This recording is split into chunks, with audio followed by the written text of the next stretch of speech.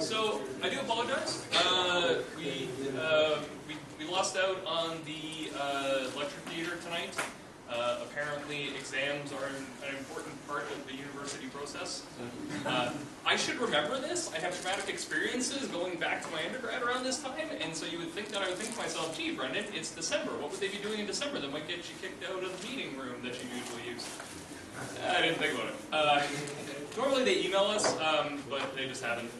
But thankfully the door was open, so yeah. If security comes knocking, we're all here writing a very important exam. So does everyone I'll give a signal, and then you just put your heads down and start looking like you're writing, and hopefully both of you will pass as university students. It might not work. Anyway, yeah, so thanks everyone for coming tonight. We'll probably have a few stragglers as Sylvia is doing a fine job of rounding people up. Thank you, Sylvia. But yeah, so for tonight, we'll be starting with our beginner session. Darren has been doing a fantastic job the past few months of getting us back to basics, and this one will be on considerations for buying your first telescope. So even if you have a lot of telescopes, I'm sure you get the question, what should I buy? And I think getting a little bit of a grounded refresher on what to recommend is a very valuable thing. And for those of you who don't have a telescope or are thinking about buying a telescope, this will be really valuable to you as well. Take it away, Darren. Can everybody hear me? Is this working? Okay, I don't want to blow everybody's ears out. Well, thanks for coming tonight, everybody. It's a nice, cozy venue compared to last time, so that's really nice. It's a real shame, actually, that it's so nice outside. We're all sitting here inside, all thinking about looking at the common stuff. So tonight's topic is on your first telescope, and what we're really, I think this actually applies, as Brendan said, for even if people have, let's say, are looking at their second telescope, or maybe even third, there's some things that hopefully will be useful in here as well for you. Now, it's been said most often that the best telescope to get is the one that you will use most often. And I know that sounds very obvious in some ways, and people might say, well, gee, Darren, what do you exactly mean by that? I mean, that's pretty stupid to say that. Well, there's a lot of times first and even second scopes sometimes don't get used because maybe they're too heavy to transport and move easily. Or they're too large to fit in your vehicle, or maybe need a lot of extra work, especially when you set it up by yourself. I was talking to one of our members during Pizza and Beer Night last time, and he had bought a new LX200, a really nice 12-inch, similar to what we have in our observatory. And he loves the scope, and originally he just thought, hey, yeah, I want to go for aperture and get something really awesome. And the problem is that he forgot to take into account the fact that it's a lot of stuff to lug around. Now, some people like Jerry and others, when we go to Ocomic March, I mean, they set up some pretty big scopes. They're used to doing it, but if you're not used to doing it, it can be a little cumbersome, especially if you're working by yourself, having to navigate maybe downstairs and so on.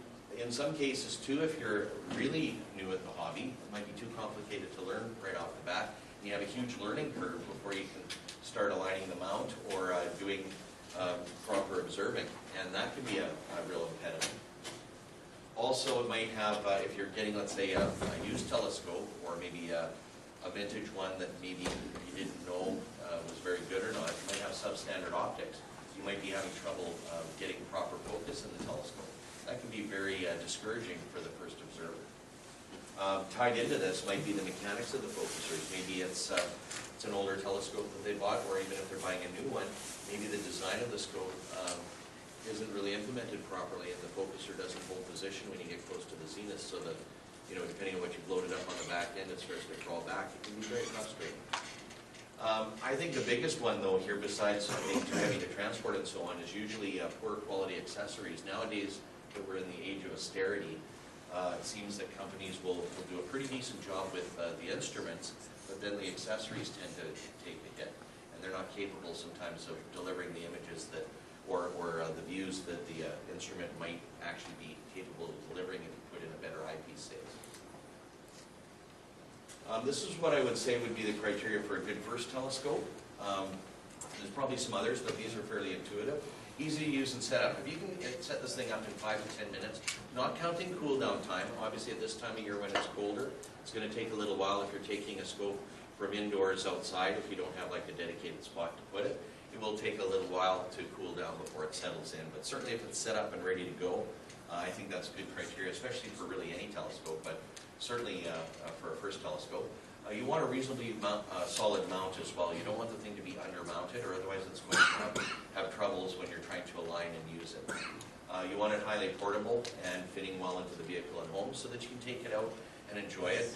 Maybe go to a darker site conveniently, or even at Glen Lee sometimes be able to take it with you conveniently. You want a relatively versatile optical system as well, so that this way you can, down the road if you want to start doing astrophotography with it, or you may want to look at some other objects, you want to be able to have the ability to interchange accessories to make it more useful, or maybe doing some upgrades. I'm going to be talking next month as a follow-up to this, because really this topic for new beginners is probably more like a 2-hour kind of talk with all the different things you can talk about with telescopes.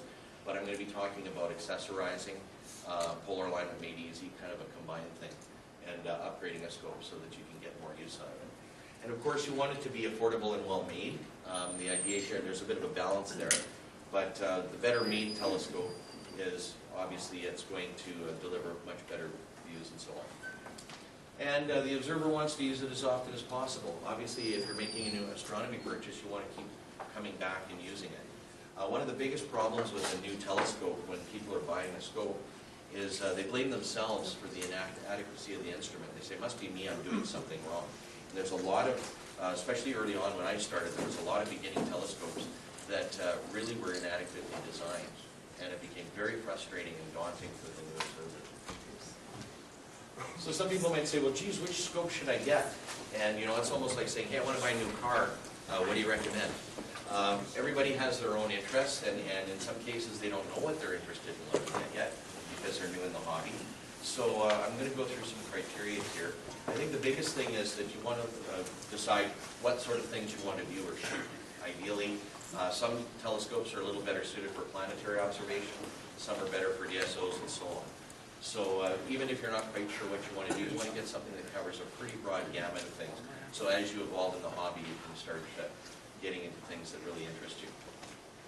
So we'll start with a couple of different options here, and this is by no means fully comprehensive, but this is a fairly obvious starter setup, and even not a starter. It could be an advanced amateur setup as well, with some larger setups. So it's like out at Glen Lee, we have a nice 15-inch, but a 6 to 8-inch Dobsonian mounted Newtonian is very intuitive to use, very easy to set up, and you basically have two components here. You've got the optical tube and the rocker box, or the main mount, and it literally takes you like 5 minutes to set up if you're doing it from home, and easy to fit in the car as long as you keep it in a shorter range. I would say F5 to F6 is ideal as far as tube length goes. If you start getting too short, you start getting into chroma and other aberrations with this type of instrument. You might recall Brendan's talk a couple months ago on telescope optics, and that can be a bit of a challenge there. And then you're looking at having to accessorize it further to get decent images through it. If it's too long, then obviously you're going to have the huge height difference that does plague these a little bit. You're going to be standing up looking at the zenith, and then towards the horizon you have to kind of figure out what you're going to do, or otherwise you'll be laying down on the ground. So it's something to consider when you're getting this type of telescope. They are great for a wide range of objects, so certainly when we're looking at the moon, planets, and so on, you get good bang for your buck as far as aperture, especially at the 8-inch level. You know, you've got a fairly decent sized tube, so they are a very good choice for a lot of people that want to do visual use. Okay? And because of the tube length, this particular field of view that I'm talking about here is basically a simple plossel, like a low power plossel. The largest you can squeeze into an 1.25 inch, sorry, can't you see? 1.25 inch focuser, and assuming a tube length of about 1,200 to 1,500 millimeters in that range, right? Okay. Now, of course, you can also take the Newtonian and mount it on a German equatorial mount, and some have tracking as well and go-to capability. It does involve a little bit more to get set up. You obviously need to have a Polaris in order to do a proper polar alignment, and it does require a little bit of a learning curve in that regard. Okay. Can be used for astrophotography, so if you did want to stick your camera, of course you could certainly use this for that. Unguided, you're going to be limited to exposure time, and also you've got the same constraints that you had with the Dobsonian as far as the tube goes. Your field of view is pretty much typically the same, and it is, like I said, a little bit more complicated than a Dob, but not too much. Then if we go to the Cassegrain style telescopes, you have, as an example here, this is an SCT. One of the nice things with this is you've got a compressed optical system, right? Because you've got a combination of lenses and mirrors, and that allows you to squeeze the focal length into a shorter tube, more compact package. I would say in the 4 to 6 inch size range is really nice if it's your first telescope, because it's not super heavy and it's not super cumbersome. And with a lot of the packages that are out there, sometimes if you were to go to like a C8 or something like that, the mounts, unless you're going to the next level of mount, it might be undermounted, so you may have some challenges there with it functioning properly on the mount. Nice thing with the go-to type system, and this applies with any of the go-to systems, the database is really nice to help find objects. You may recall when we were talking about, for those of you that did attend was it last month? Yeah, I did this. The star hopping. You're still going to need to know about 10 to 15 of the brighter stars in order to be able to align to something and tell the mount, hey, I'm pointed here, I'm pointed there, then you're good to go for aiming. Otherwise, you're going to be lost. Okay? And then, of course, the fourth one is a small refractor, and this is more of the classical telescope. We're actually very fortunate now, compared to, say, 20, 25 years ago. There's been a real resurgence in refractors. The Chinese have come a long way in making affordable glass available, and so now we have a lot of options that we didn't have, let's say, when I started out, well over 40 years ago. I mean, it was kind of a premium telescope at the time, for the most part. Nowadays, there's quite a few options. I would say in the 80 to 102 millimeter size is really nice. You could go as high as maybe 120, 125. That would be about 5 inches. However, again, you're starting to get into a little larger optical tube, and then the constraints on the mount are going to be more stringent as well. One nice thing with like an 80 to 90 even, if you have it on an all-DAS system, it's a lot of fun. I'll talk about that in a few minutes. You can also do astrophotography if this was mounted on a German equatorial mount. You get very high contrast with a refractor because you don't have anything interfering with the center of the optic. It's a clear aperture all the way through. And that's one of the nice things about a refractor, is that even though you might go to a slightly smaller aperture for affordability, the contrast does offset that to a limited extent. In a shorter tube, like an F7, say, or something like that, F6, you can actually get with, let's say if you had a 2-inch focuser or some of the wider field eyepieces, you can get in the range of almost 3 degrees in the field of scope. So that kind of gets you just a little narrower than your binoculars, but then you can still go high power, like by putting a barbell in and so on. And so you can still use it for planetary and everything. So again, that's a lot of stuff to digest. Is there even a clear winner here? Well, these are the top 3 that I came up with, and some people may view them in different orders. I'm a big fan of the small refractor as a first telescope. A couple of reasons why. The first one is that the telescope itself can be used very easily as a telephoto lens later on if you decide to mount it on a German equatorial mount. Having it on an all-DAS mount, very easy to set up. It's not much harder than taking a larger pair of binoculars and mounting it on a photo tripod. And the beauty of it is you can be out viewing in no time. Very portable, very easy to use, and it's a good way to learn the sky if you're going to do visual. An 8-inch Dobsonian or somewhere in that range is also a very good choice, especially for visual observing. You can do some limited like videography through a Dob as well, like on planets, but of course you're going to have to manually track it because, or get a tracking platform that you can get for these as well. And then of course, general O2 system with a Cassegrain or refractor would be my third choice. That doesn't mean that what I think is the best, but I would say just given the criteria I was talking about, portability, ease of use, and so on, and adaptability, I think these 3 hit the mark fairly well. We can discuss that later too. So that's great, but let's say I just want to shoot with my camera only, okay? Well, how about this option? Now this wouldn't necessarily be a beginner setup per se. However, for those of you that really want to get into astrophotography seriously, this would be a decent way to go. The tube itself is probably going to run you in the $500 to $600 range minimum, and then especially with the mount, you might be looking at close to $1,000 or $1,200 depending on how you want to set it up.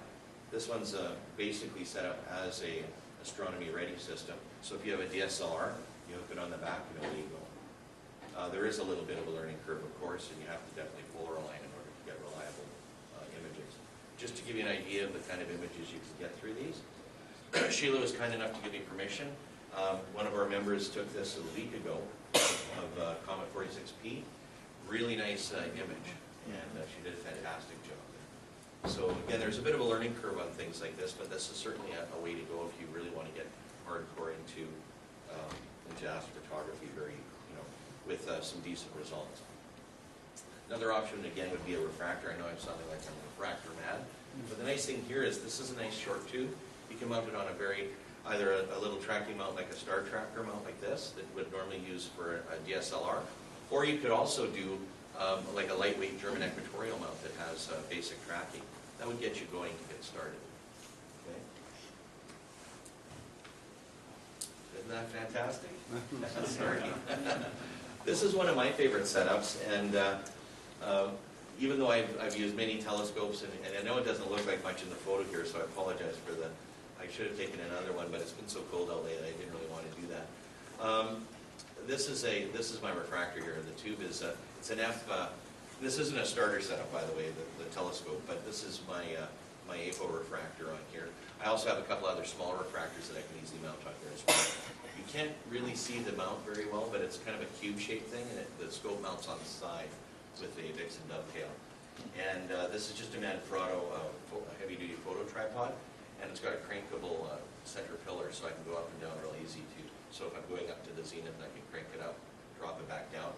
I added an Argo Navis computer last year, and I have the option if I want to turn it on or off. It doesn't really matter. If I turn it on, I just align the 2 stars, and then it's a point 2 system, or push 2 you could call it. So it would tell me if I want to look at M31, it'll tell me how many degrees I am. It's really quite a nice little system though, but I can set that thing up in 5 minutes and I'm good to go. A lot of fun. So for visual, this is kind of zen for guys like me. And I had a couple of friends look through this telescope a while back, and one of my friends said, hey, tell the group about it. So I said, okay, I will. I promise this is the last. Hold on there. What's that? Go back one. Go back one? Price each one of those items. On this one? You really want me to? This is your beginner telescope. No, I know. I'm just saying this is a system that I'm trying. What I'm trying to emphasize is for people that. What I was really going to say at the end of this thing, for this segment of it, is that even guys like myself that have been observing for 40+ years, if you don't think that an Altaz mount with a refractor is still a usable item, it is. That's all I was really trying to make the comment. 3,000, I'd say for that. More than that. So anyway, I promise this is my last Austin Power slide. I was doing this up and it was playing in the background and I kind of tickled me funny. So. Now this is what you don't want to buy, okay? If you guys have seen these on store shelves, or maybe as a kid, maybe one of your friends got one of these, and this is definitely something you don't want to have. And I see some nods in the background, and maybe some people actually got these for presents, right? You got a plastic diagonal and so on. Really not very suitable at all, okay? I mean, I think we'd be hard-pressed to see 525 power in a 14 or 16-inch scope unless the scene was primo, or there was some reason to go that high. Very, very, very, very rare, okay? So here's some things to avoid when you're looking at getting a scope. Bargain basement deals, sometimes they're no deal at all. I would say, any claims like we just saw on the other slide there, that's just ridiculous, especially on a narrow, thin tube like that. All you're going to see is a blurry image. It's ridiculous. If it was even capable of putting in an eyepiece to get you that high. Too long or too heavy a scope. I mentioned before about tube configurations and so on. Be very mindful when you're looking at some of the packages as they go up in size. Like as an example, the SCTs. As they go up in size, they're still using the same mount. There's a point where you kind of hit a practical limit, and then they usually almost push it right to the edge. Sometimes I've seen on some of these packages, especially this time of year when they're trying to unload the inventory and so on. So be very careful of that, because an undermounted tube will have a tendency to either vibrate or it'll be taxed, and you'll start to run into problems, especially as you start pushing the envelope with temperature limits and so on. If it's a driven, you can start to get things breaking and chipping and so on. So just be mindful of that a little bit. If you're on Kijiji, say, or even Astromart, just be a little careful, because sometimes, why are you selling your scope? It's a valid question, right? Most of the time, people are selling it to finance a larger purchase, and that's a totally valid reason. There are some times where maybe it could be from let's say, an estate sale. A family member passed away, unfortunately, and they don't know what to do with this, so they're putting it up to try and see if somebody will buy it. Sometimes you get some very good deals that way, but you have to be a little careful on whether it's too good to be true or not. You really have to find a little bit if you're going on the used side for sure. Okay. Another thing too is if you're looking at a new telescope and you go on a website and they claim they've got the greatest innovative technology since the invention of the telescope, and they're going on and on with all these fancy technobabble terms, like anti-photon transmission, phase, blah. I'm not saying valid ones, I'm saying they're getting carried away. Then chances are it's smoke and mirrors, and it's probably not a good instrument to be looking at. Do your research in that case. Also, ones that use excessive plastic, even though some of the vintage scopes will also have this. I know I've seen a lot more now, but you just have to be careful where the plastic is. If you've got a plastic diagonal, the scope may be still okay, but just double check that. If you're not sure, ask some of the members here that have been observing for a while, because a plastic diagonal is not going to be suitable on a refractor, say, as an example, okay? Now, a caveat to that is if you have, some of the newer tubes are now carbon fiber, or they're using carbon fiber composites, that's okay. It's just that if it looks like polyethylene or something like that, it's probably not a very good design. I'd avoid it. Also, if you're buying a used one and the tube looks like it's been driven over by a truck, you probably don't want a make work project early on in your astronomy career. There is a lot of fun in reconditioning used telescopes and making them like new. If you're buying your first scope, I don't think you're going to be wanting to spend 6 or 4 months or whatever getting it all pretty and losing the time under the sky. So it's just something to be mindful of. These are some of the companies. This is by no means a comprehensive list of Newtonians and Dobbs that you can get. I mean, like I say, there's on a higher end, besides Discovery, you've got Obsession, as an example, makes some very nice high-end equipment, but obviously, if you're looking at a first telescope, you probably don't want to be spending excess of $2,000 unless you have the cash outlay for it. Because in a lot of cases, you're still trying to discover what's interesting to you, right? So the idea here is to get something that's affordable, but functional enough that you can really get your feet wet. On the Cassegrain side, unfortunately, I could not find the logo for Astrotech online at all. And I was digging for a while and I just gave up. Doesn't mean they're still not made, unless something's happened that I don't know about. I think they still make the RC9. I don't think it's been discontinued. Anybody know for sure? You know? Yeah, they do. Yeah, I thought so. Yeah, because I've seen it on websites and stuff. So yeah, I didn't think it was discontinued. Anyway, so we would have it here, Astrotech, obviously. There's Explorer Scientific carries some of these as well. They carry a lot of the Bresser line rebranded, as an example. APM is out of Germany, and they produce a wide range of scopes, including refractors and several other types. They're not necessarily all entry level. Some of it is very primo glass, but they do have some entry level stuff that's sort of more advanced entry, I guess you could call it. So these guys are safe bets for sure. And then, of course, on the refractor side, again, this is by no means, Teleview is kind of a little bit more expensive as well. High-end Williams Optics will run you a little bit more money, but they do have some affordable options as well. Stellarview used to be a little bit more affordable. They're starting to make a lot more premium equipment now. Vic Mears is a really good friend of mine. I was actually one of his first customers and did a lot of beta testing for him. For those of you that attended my binocular talk a couple of months ago, I mentioned about overwork testing all of their binoculars. Well, Stellarview does that on all of theirs. They have a minimum 0.95 strahl, for those of you that know what that means. Just to give you an idea, when you see diffraction limited rating, that's 0.8 strahl. A perfect optic would be 1. We'll talk about strahl another day. And then these are 0.95 minimum. So each one coming off their assembly line is almost perfect, not quite, but certainly very close to it. So you'll get the best bang for your Astro buck for some of these higher end ones. But when you're starting out, you may not need that. When you're doing astrophotography, the better the optic, the better the image quality is going to be. So there is something to consider there. There's also companies like Tech, a telescope engineering company, they make premium optics, astrophysics and so on. They're obviously not in this range for somebody that's just starting out necessarily. So that's why I did it. This is by no means an exact science either, because with the deals on right now and so on, it's kind of hard to pin it all down, but this kind of gives you a rough idea of your price ranging. For something what I would consider decent, you may be able to get some sales on right now that may be better than some of these numbers, but certainly during normal times of the year, you're kind of in this range, I would say, for the most part. This is for new, by the way, not necessarily used, okay? Used would be less. There are companies that also offer previously owned telescopes as well, and sometimes you can get a good deal through them as well.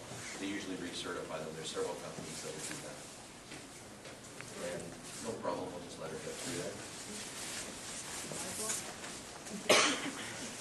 Okay. And then I just came up with a range of F ratios here that you should kind of be looking at that would be suitable for a beginning telescope, like I say. It doesn't mean it's if you happen to get an F7.5, that's very functional too, don't worry. This is just to kind of give you a guide here. So we'll just slightly recap here and wind it up before we get to Q&A. I think the most important thing is easy to set up and use.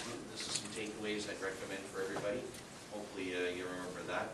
If it's easy to set up and use, you're going to use it, and that's the idea behind buying an astronomical instrument in general. There's no sense having it sitting in the closet collecting dust.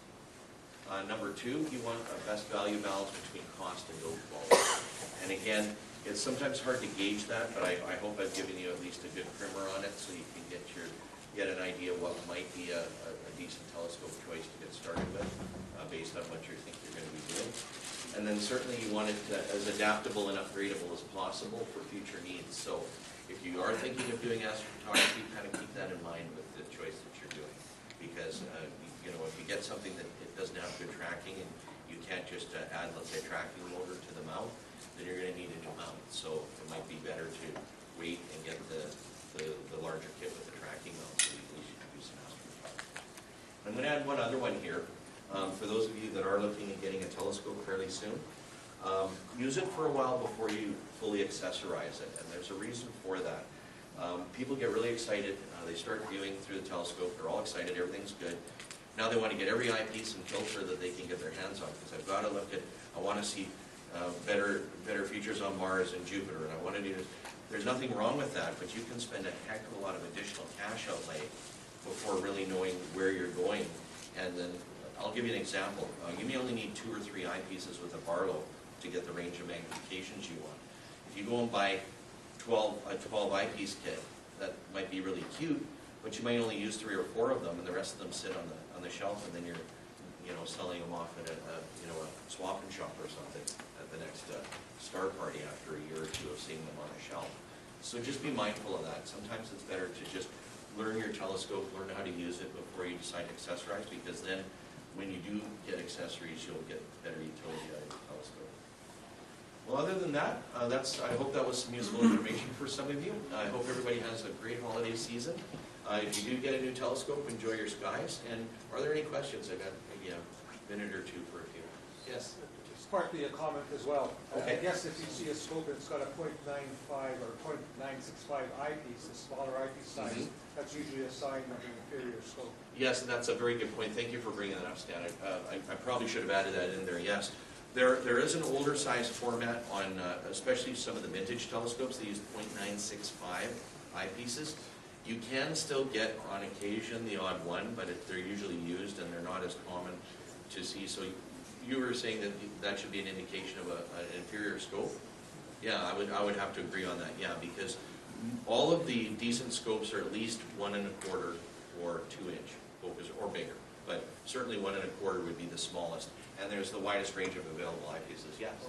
Just wondering, in Winnipeg, are there any good retailers for buying your scope, or pretty much is it you buy online? Well, me personally, I buy online for a lot of it. Although having said that, I'm not aware of. I've been here 5 years. I haven't really been aware of any retailer other than I know that a couple of our club members have connections in Calgary and elsewhere. There are some, yes, go ahead, Stan. There's one in town. Is there? What's it called? Sidelines. Silines? Yeah, one of our members has a telescope Okay, shop. thank you for that. I didn't know that, so thank you for bringing it Across up. from the Mint. Across from the Mint. Okay. Well, I learned that. Cool. I'll have to pay him a visit. That's cool. But there are some good Canadian distributors as well. Like there's KW Telescopes. There's Ontario Telescope. If you're trying to stay in Canada. In the other end of it, I think Island Eyepiece closed down a while back, but I think there's still Vancouver Telescope, and there's also All-Star Telescope in Calgary, or in Didsbury, and I know that a couple of our members have good relations with them, and you can usually get some things from them as well. Another comment? I wanted to make one more comment. Sure. There's a scope, and actually it was a giveaway that we gave at Starfest. It's the Celestron. It was a 4-inch, so 102. Comes with a nice mount. Go-to. Not quite steady. But one of the things that Celestron did there is gave this little 5 eyepiece kit, and it's 5 of the oldest style. Like, Oh, the good fossils, like the no, Nexamine ones? the No. real bad stuff. Oh. Not a single fossil. The SR, Ramsdens, Oh, yeah, yeah. real old eyepieces. But when you put a decent eyepiece in it, It's great, yeah. Yeah. Well, that's why I was saying fine. why it doesn't get used. Remember, like I said, sometimes it's the accessories that go with the telescope that Yeah. ruin the view rather than the telescope itself. It could be pretty decent otherwise. So, yeah, Yeah. make sure you try a decent eyepiece in it, and then you'll see what the optics are like. I don't know. You had any comment on that? And just before it goes up, Stan does make a good point too. If you do get a telescope and you're not sure, contact one of the more senior members. We could bring an eyepiece out and we could try it out, and you might go, wow, I didn't know it was that good. I mean, really, most of the scopes nowadays are pretty decent quality. It's a far cry from when we were kids, or even young adults. I mean, it's like night and day comparatively, and you're right. A lot of the tubes are really decent. It's just that the accessories, they've gotten so cheap with them that they're really ruining it for a lot of people. And the field of view in a Kellner is pretty narrow too compared to some of the other pieces. Any other questions or comments? Appreciate that, by the way, guys. Thank you.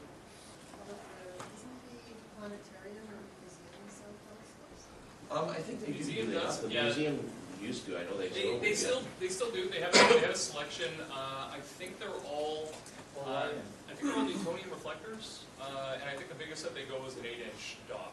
Yeah. So you're right. Those are certainly available. They are available. The one challenge, though, in some cases, depending on what you're looking at getting, is a lot of companies have limited inventory, so they may have to special order it in. They may not have it actually on the floor. So that's something to be mindful of as well. Just ask the questions. Can I get it in? Is it possible for me to buy it? And you might take a month or so to get in, depending on when they order and so on, but you can certainly do that as well. Yeah, but I'd say if you're set on one of the reflectors, I think the museum keeps them in stock to some degree. So that's actually a really good place to go. If you know you want an 8-inch Dobsonian, you call it the museum and they'll likely have one. Or at the very least, take a look at them and just see if they look like a decent quality of something you might want to buy. We also have, I'm just going to remind before I didn't mean to hog the airtime here, but we're getting good comments here, that's the idea, right? Brian's mentioned several times about the 2 Dobs that we have at the Glen Lee site. They're available to sign out, so if you're looking at maybe a Dobsonian, let's say if that was something that you were considering, sign it out for us, like taking a test drive. There's no cost to you. You can go ahead and use it and see what you like or not like about that particular one. Ask the questions, and this is how we learn, right? You're better to take your time and make a proper choice than just go at it, because in some cases, you may find that as you're viewing throughout, the early part of the hobby before you have a telescope, you might want to do planetary, say on lunar, or you may really like galaxies and a different telescope choice. Like the refractor can still show all of those, but a Dobsonian would do better on like galaxies as an example. So if that's kind of the way you're going to go, then you want to know that ahead of time before you do the cash out. Thanks, guys. Appreciate it.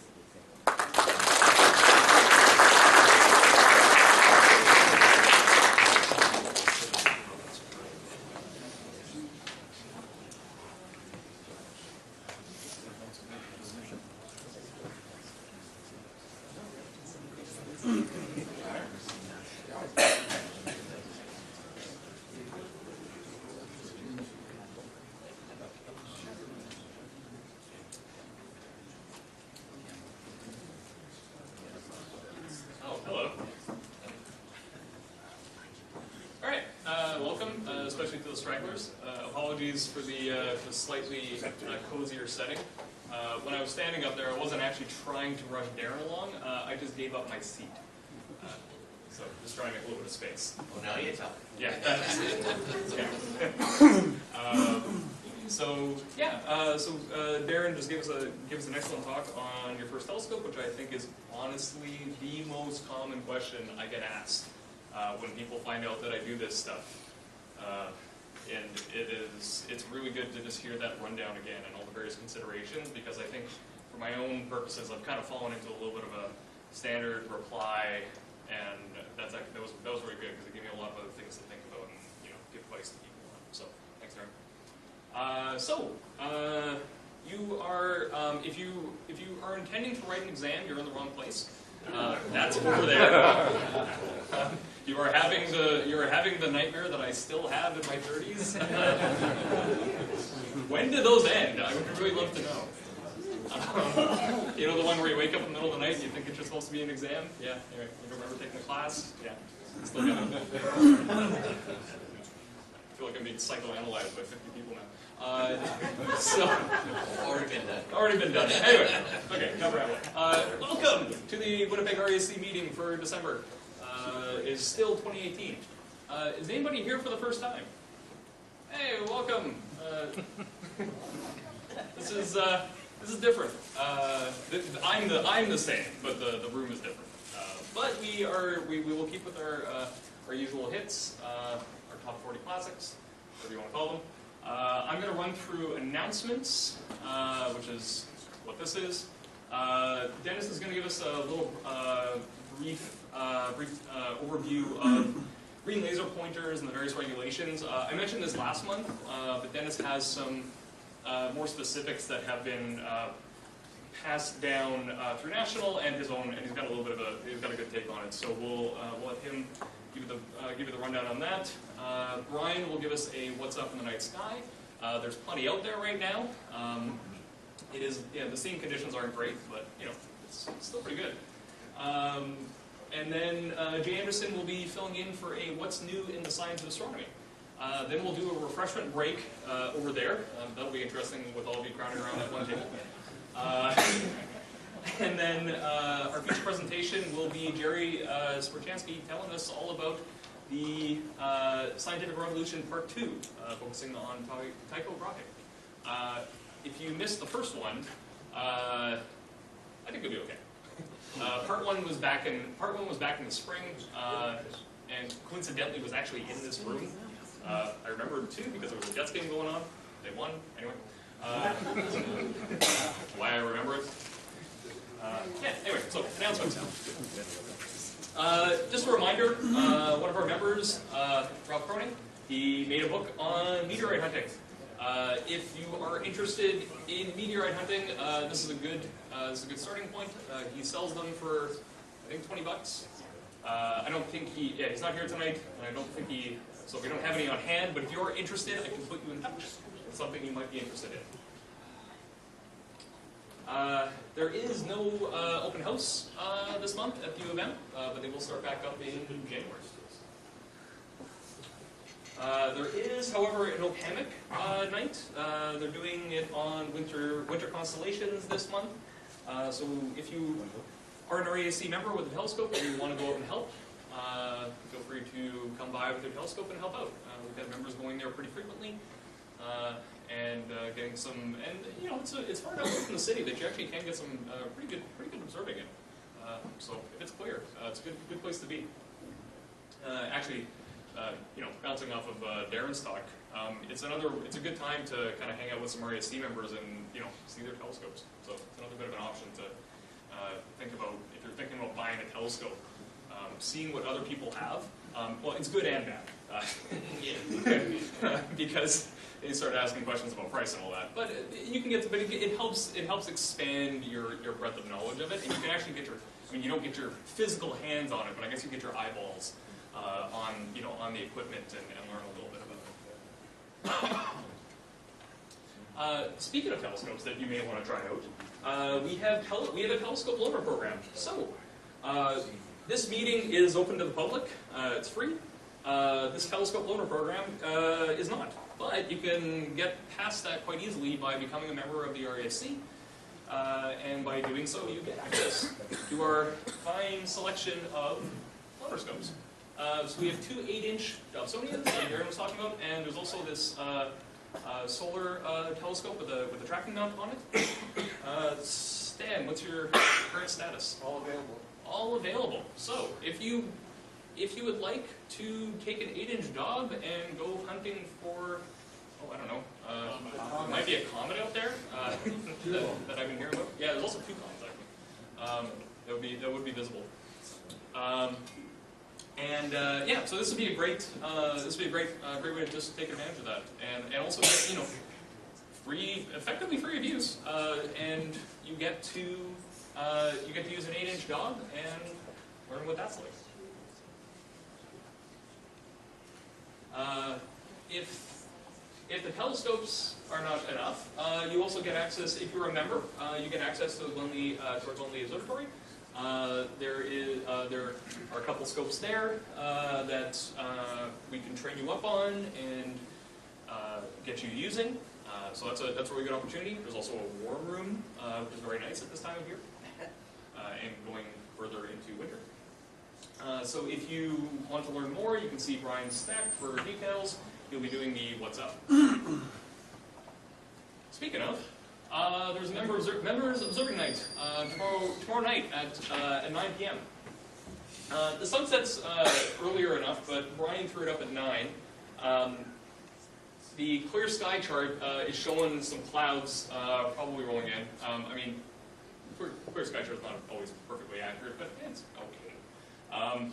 You can see that, so the cloud cover, for beginners who haven't seen this thing, I should probably explain what it is. So this is something that was put together by Attila Danko using the the Environment for Canada forecasts. And he basically breaks down the factors that we as astronomers care about. So cloud cover, right, that one's pretty obvious. Transparency, and then seeing, and then darkness. Transparency, so seeing is probably, transparency is effectively, like this would indicate that you're getting a little bit of high level kind of wispy stuff, right? And you can't quite see through, there's a little bit of a haze, effectively, right? So the more haze, the less transparency you get. So the darker these colors, the better. And then for seeing, what you care about here is if you're looking at if you're looking at the sky and it's kind of wavy and distorted, that is actually the quality you're seeing, right? So tomorrow night it's not going to be great for seeing, for instance, and a lot of that is because we have this, there's that south wind blowing, so temperature differences and all that good stuff. I'm not going to get into the details of it, and I'd probably just annoy Jay because I get it all wrong, but whatever. Anyway, the moon is also out tomorrow night, so not perfect either. But hey, the Geminids, even though they peaked, you can still see some. They definitely still will be out, and the comet's out as well. So, and there's plenty of other stuff to look at. So I recommend getting up to Glenlee tomorrow night. Oh, hey Ralph. Hi. Do you have any books? My email said that whoever wanted a copy should email me off this. Okay. And I'll bring it in, so no Okay. one can carry any extras. Okay, no worries. I was promoting your book. Oh, thank you. Yeah, no problem. So Ralph's at the back there. As you just heard, he doesn't have any, but I'm sure you can also work. So talk to me or talk to Ralph at the back there, and we'll hook you up with a book for the requisite $20. Okay. Explore the universe. So, hypothetically, say that you have bought your first telescope, running through all of Darren's recommendations. You get out there in the night sky, and you can't really decide what to look at. You looked at the moon. Okay, the moon's there. That's pretty cool. A lot of things to look at the moon. If you want to go a little bit off and try to find some other things, the Explore the Universe program is a really excellent program because it gives you a list of things to go and try and find, and it's geared toward beginners. I do not deal well with a blank canvas. I do not deal well with a blank piece of like a word processor where it's got that blinking cursor.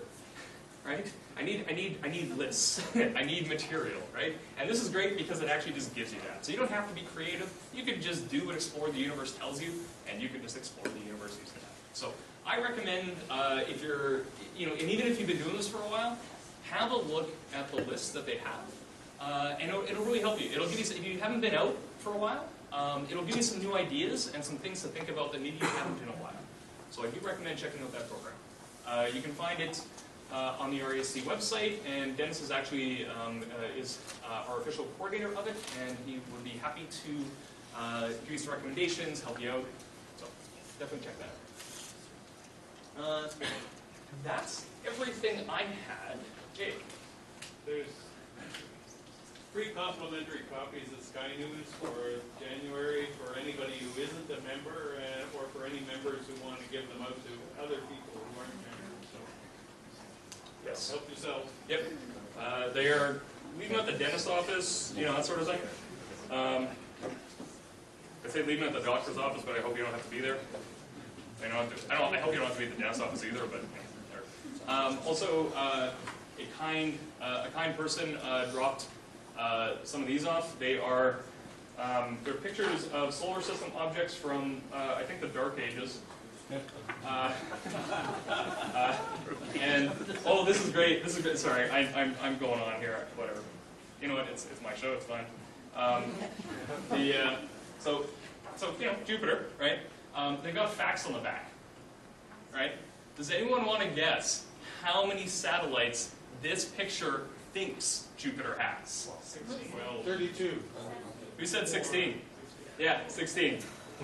Yeah, 16. Do you know how many it has right now?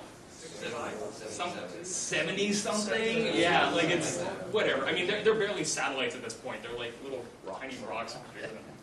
Anyway, if you would like one of these with some outdated facts on it, come grab them. So, they're really nice pictures. I do recommend them. What's up, Sam? Is there a Benedict, a gentleman called Benedict Albanese here? Benedict? Is Benedict? there a Benedict in the house? I think we have a calendar for you. Okay, so you wanted me to hold one. If not, I want to get rid of it tonight. So Yep. $13 to the first person who comes to me with $13. $13 for a calendar, and it's yours. Okay. Show me the money. Okay, cool. I think we're good. So I will invite Dennis up here.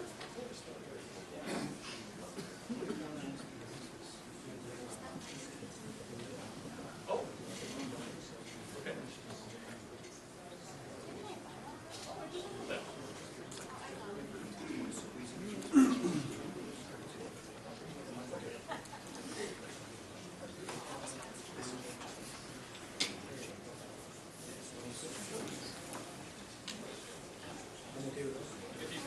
Can you all hear me? All right, great. Like a little pirate in me. The pirate loves it when they break the law. How many people in the room own a green laser? Okay. How many of those people with their hands up are members of the RASC? Okay, so anybody that didn't put your hand up to both those questions, you're technically breaking the law. The law has changed. There's a new regulation out, or an interim order Transport Canada put out, that if you're transporting a green laser and you are not a member of an astronomical society, using it in your vehicle and you're going wherever with the intent in the city limits, because we're within 10 kilometers of an airport, you can be charged. The fine is $5,000. Okay? $5,000. Now, there's a shock factor. As a pirate, obviously I got these. I didn't break the laws. I'm a member. So all we're trying to do is get the information out. I'm one of the people. There's several people across the country trying to work with Transport Canada, a few others, to make things a little more easier than the way it's described currently. One question. The issue would be that we don't have cards. Yeah, well done. Yeah. The working, I'm not here going to talk about what the working group is. This is an education primarily run to just get the information out so people are aware of what they can and can't do, and what we're currently recommending as far as national business. So basically, I'm not going to, because mostly I'm not tech savvy, so we're not going to click on the link to go there. But Transport Canada easiest thing there. If you click on or go on there and just say green light lasers, Transport Canada, it'll take you to their main page. There's a lot of good information there. Also the interim orders. If you are not somebody who's familiar with aviation interim orders, you can read it, you're going to go, oh my God, I can't do anything. No, please, unless you're used to it, find somebody that does. I'm in aviation, I deal with it all the time. When you first read through it, you think everything's told, you can't do anything. And when you actually read it, interpret the way government speaks, it's not so bad. Okay? So it's there if you want to look for it. Why? Primarily, they're increasingly being used to target aircraft. It is a major issue. Here in Winnipeg, at least once a month, there's an issue. Okay? And in the major airports, Vancouver, Toronto, it happens a lot more often than that. You don't normally hear about it, but it happens. Because again, up in aviation, we get a lot of reports. Okay? Let's say that speaker's an aircraft. I pointed where the speaker at the top piece there. That's the cockpit light, or sorry, the cockpit. When it hits the cockpit, those windows, because of how they're designed, the light fragments, and it just blinds them. We've done a video. I don't have the video, but we did one for our company just to show people and share it. And now it's on the ground in daylight, and it's just utterly, just totally takes them out. Doesn't it be the same for red? Well, the red lights, for whatever reason, don't have the punching power. Generally speaking, the red lasers that are sold commercially don't seem to have that. Just so, for instance, these two are standard 5 kilowatt lasers that you would buy through your strong machines. Standard. You can buy much larger ones, Chinese ones, and again, even those ones, there's other filters. There's actually filters in these that meet other standards for protection. The Chinese ones are dangerous on a lot of different levels. Okay? So why would someone target an aircraft? Because they think it's funny. They think it's cool. Is that an airplane? That's why they do it. And there are people who do it maliciously. They really do. Please help. It's targeted regularly. What exactly are they used No, no. for? What are they for? These? Yeah. Or in our organization, Yeah. in our organization, somebody like Jerry or others who are very good will do a night sky tour, so public events. So they'll educate public. So if you just say, hey, look at the Big Dipper, some people know it, a lot of people don't. So someone like Jerry will take them and says, okay, now that you know the Big Dipper, we're going to go look at this, follow this or do this. Takes them on a night sky tour. We educate the public about astronomy. We educate them about dark skies. We educate them about science and getting involved in science and being part of the community and education. So, fortunately, Transport Canada is recognizing that. So just to finish off there, and the reception at the toy. You know, I bought it at the 5 and Gun, and it's good to go. It's not, this is not dangerous, right? There's a public reception. Lasers are not used. Okay? It is an issue. So, what it is of the interim order, basically, there's several major cities, Vancouver, Toronto, Montreal. You cannot own one at all. Now again, when you read the rule, there's the exemptions. If you're a member of the RASC and a few other couple that could, for work you need it, you can have it. You can have it in your home, but you can't take it outside your home. This is the big one that's really important as far as all RASC clubs. No possessions allowed within 10 kilometers of any airport or airline. This is a big fines, as I mentioned, $5,000 for individuals. If an organization, the RASC could be an organization, if we were found at fault for doing it incorrectly or purposely targeting an aircraft, would be $25,000. Applies to lasers of 1 milliwatt or more. As I said, most of the education and public education RASC type use are at least 5 milliwatts. Okay? And you can't tell by looking at the laser. Both these are 5 milliwatts. It's pretty difficult looking at them to tell whether it's 5 milliwatts or they're both 5 milliwatts. And again, it's a range. They just meet the standard.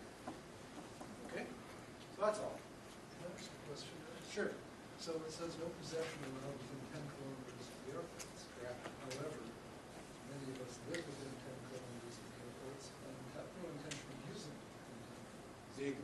it's in your house, the rule doesn't apply. If you're a member of the RAC going to an event where you're going to use this for public education, it's acceptable.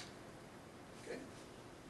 So that when you read through the whole thing, like, it starts out, thou shalt not do this. The pirate, and he goes, yes, I will. Okay? Let's say we get pulled over. Yeah. We have a laser pointer on our person. Yep. And we're a member of the club. Right. But we don't carry our RASC ID with us. What happens then? Well, in all likelihood, you've got a scope or something in the car. Okay. Right? Anytime I've been to a public event, people have scopes, binoculars, whatever they might have. There's other paraphernalia there that will easily you know. The RCMP, city police are not going out on a witch hunt.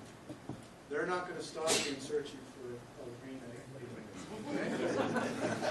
Nobody's intent. Nobody expects that to happen. However, if you're out in your backyard, shining it up, and you're in the city, okay, the city is within the 10 kilometers, and the police come over, and you're the only one standing there, you're going to have a hard time saying, I'm an RASC member doing public event.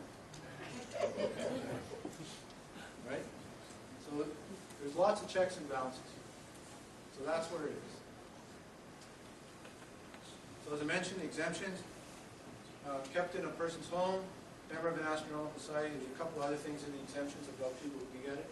But basically, so for the new members that are new people here tonight, if you're not a member of the RASC, here's another benefit for being a member of the RASC, along with all the other great things that you get. So, It's like you're making money. it can't get any better than that. What kind of Christmas gift is that? Oh, the fire in me is getting happier and happier.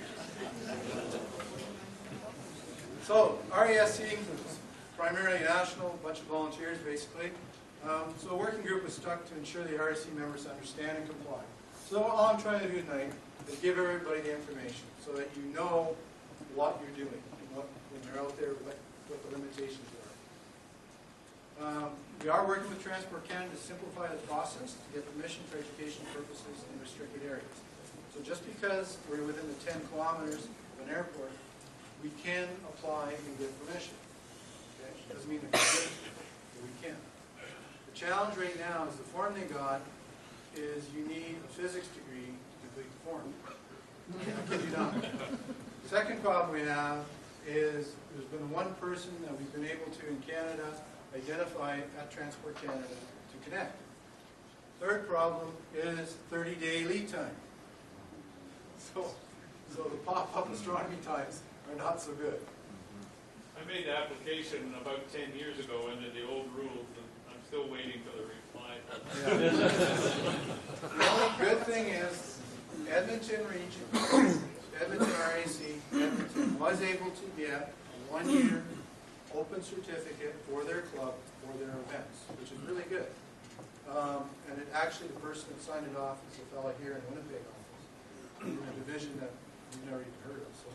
So I think he's the one guy that didn't have a job and said, here, you take care of this. Hey, Dennis. Yeah. Just to be clear, this only applies within the restricted zone, right? And I know you're going to get this a little bit, but I want that to be clear, right? And so the usage paradigms of a green laser pointer within the city, I think, are mostly limited anyway, right? I have to put my regulatory hat, understanding regulations.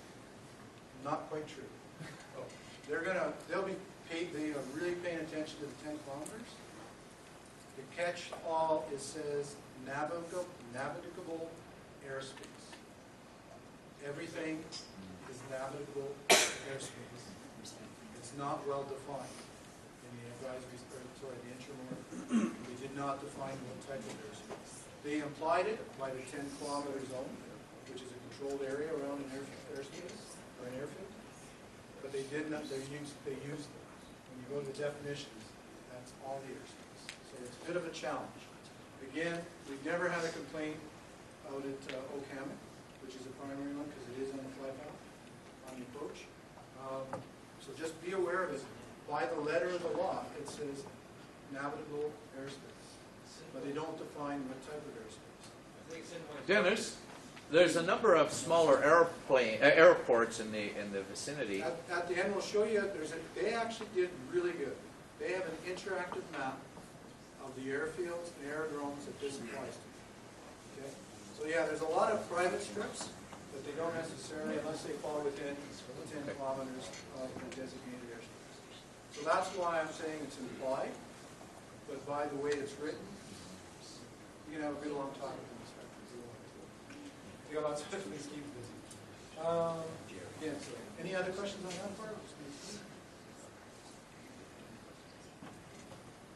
So the recommendations that are between some of the data information that was already available, there is a web page on the RASC site dealing with light lasers and that. So we recommend that they only be used by members who are experiencing it. Okay? I didn't put it in there. At any club event, children, anybody who's not defined as an adult should not have a laser.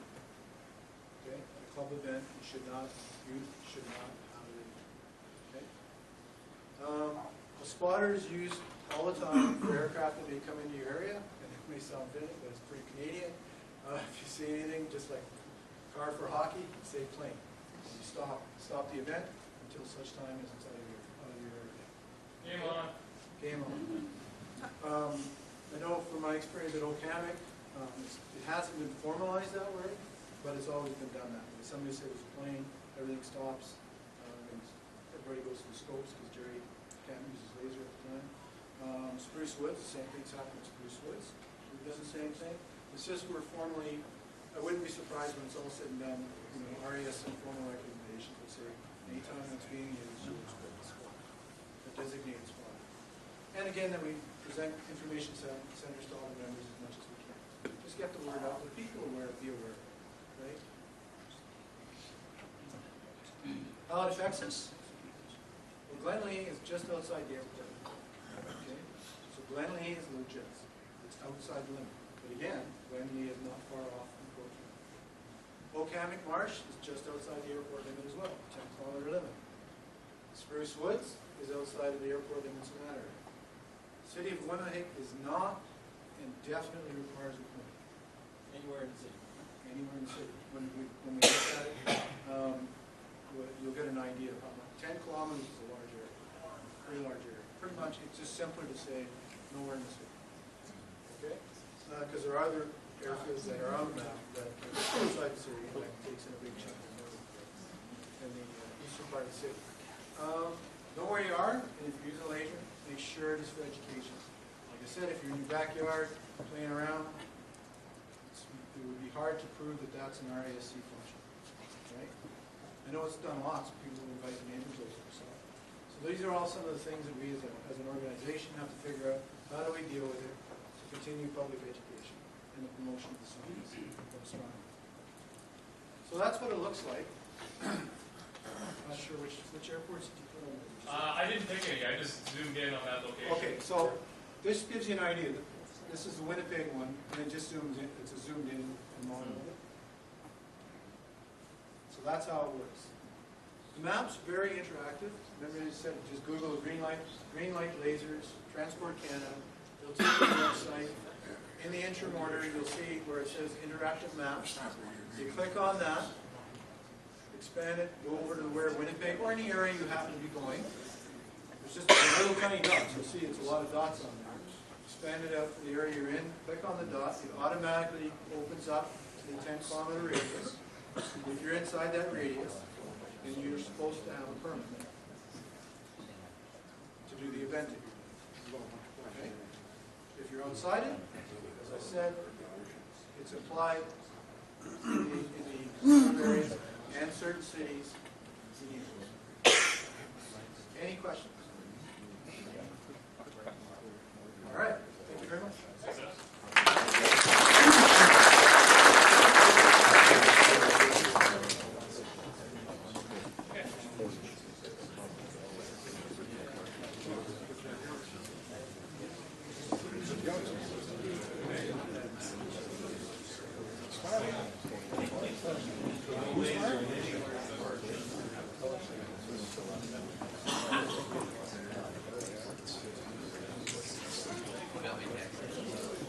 Okay.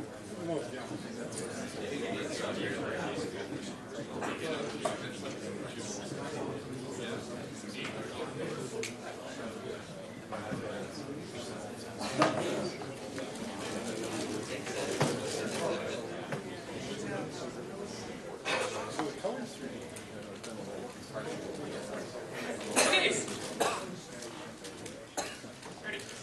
What's up? Stan, do you have a question, or are you just waiting? I'm showing how Jerry does it when he's going with his laser. And that, what we can't see in the room here, Yes. you don't see the effect Yeah. of what it does when it's outside. That's a great point. So the question came up earlier. What are these used for? And Dennis gave a really good explanation.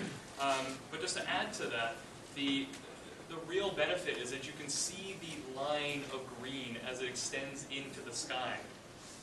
So that line makes it amazingly useful for education and pointing things out. So I mean, from my perspective, and the comment that I made about in the city, I would say just don't use a green laser in the city. They're just, I mean, maybe at a Cineway Park you might see, you might be doing a public event and want to point something out.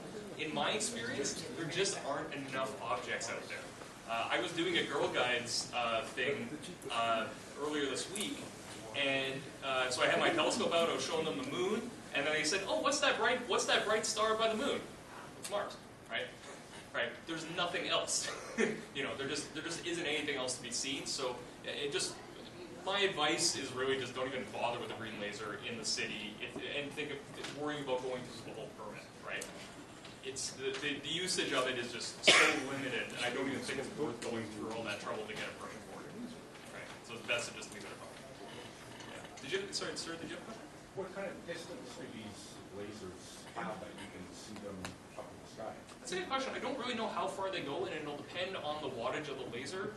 Gary, you've got a lot of experience with these. I don't know if you've looked into it. Yeah, some photons will escape the atmosphere. They will get up. Yeah. You are able to see them from the International Space Station if they happen to be nicely confined beam, et cetera, et cetera. Yeah. So there's all kinds of variations of that. It's very wrong to talk about how far light travels. Some of it is just going to go, but it's going to be much weaker at that point. There is a website online that talks about how much of our normal laser pointers reach, say, cruising altitude for aircraft, where you wouldn't be hitting the cockpit windows, then you'd just be illuminating the bottom of the plane. But don't do it. Yeah. You don't get anywhere near these planes. And it's one thing that has to get changed here is the word green. Yeah. Because there's violet lasers now, there's a blue laser, there's yellow lasers that are just as powerful and just as distracting. Yeah. And don't use those either. Yeah. But outside, when you see it, you can see like 100 feet, it looks like the line. Oh yeah, the beam that you see is essentially running off towards infinity, and it's just getting fainter. You see it as a line that practically reaches up and touches the stars. Realistically, it's about 3 kilometers it's- approximately. It's not only If there's nothing in humidity. given a clear sky, it'll be about 2 to 3 K I've never seen one on average. Yeah. No, and they really are. They're fascinating to look at, and so that's part of the danger too, I think. Sorry, was there a question over at the? Yeah, I just wanted a clarification, because I went to the Transport Canada website, and Yep. it says it's illegal to use a handheld laser over 1 milliwatt in public areas. It doesn't say whether it's green or not, so is that in general then? That would, so maybe, so the regulation likely does not call out green specifically, and probably just calls out the wattage. And that would be applicable for, I mean, that makes sense for our use, because any astronomy, like any laser, green laser that we're using, it's going to be a minimum of 5 milliwatt. So, does that answer? Yes. That clarify? Okay, cool. Alrighty. Stupid question. Hey, I I am. have a red laser Yeah. that I use for interacting with one of my cats. Oh yeah, those are great. And she goes nuts over it. Yeah. Is it of any danger? Like, is it outside? Red one, if it's, It probably falls below the inch. yeah, so I was going to say, so it probably falls below the 1 milliwatt rating. So you're likely fine there. Okay. And Well, I won't try anyway. yeah, no, it's interesting to think about. Yeah, but and the regulations really are more geared towards these powerful green lasers. That's just this really hadn't been a problem until we had all these cheaply available green laser pointers. And that was when it started to really become horrible. Yeah, getting there. Okay, thanks, Jay. Okay, so, but if you have any more questions or concerns, just take it up with me at the break or Dennis. So we're going to keep this moving with what's up in the night sky. Ryan. Thanks. Okay, so I just want to point out I'm Brian, I'm also director at Glen Lee Observatory, so if you want to talk about Glen Lee during the break, please do. So tonight I'll talk a little bit about what's happening in December. Sorry? What are you doing down there? Everything's fine.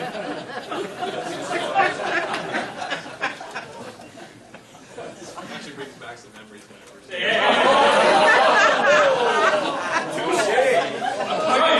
You said we'd keep that between us. I got my wife's on here. I'm talking about the room. I'm talking about being in this room. Okay. All right, let's start it off, shall we?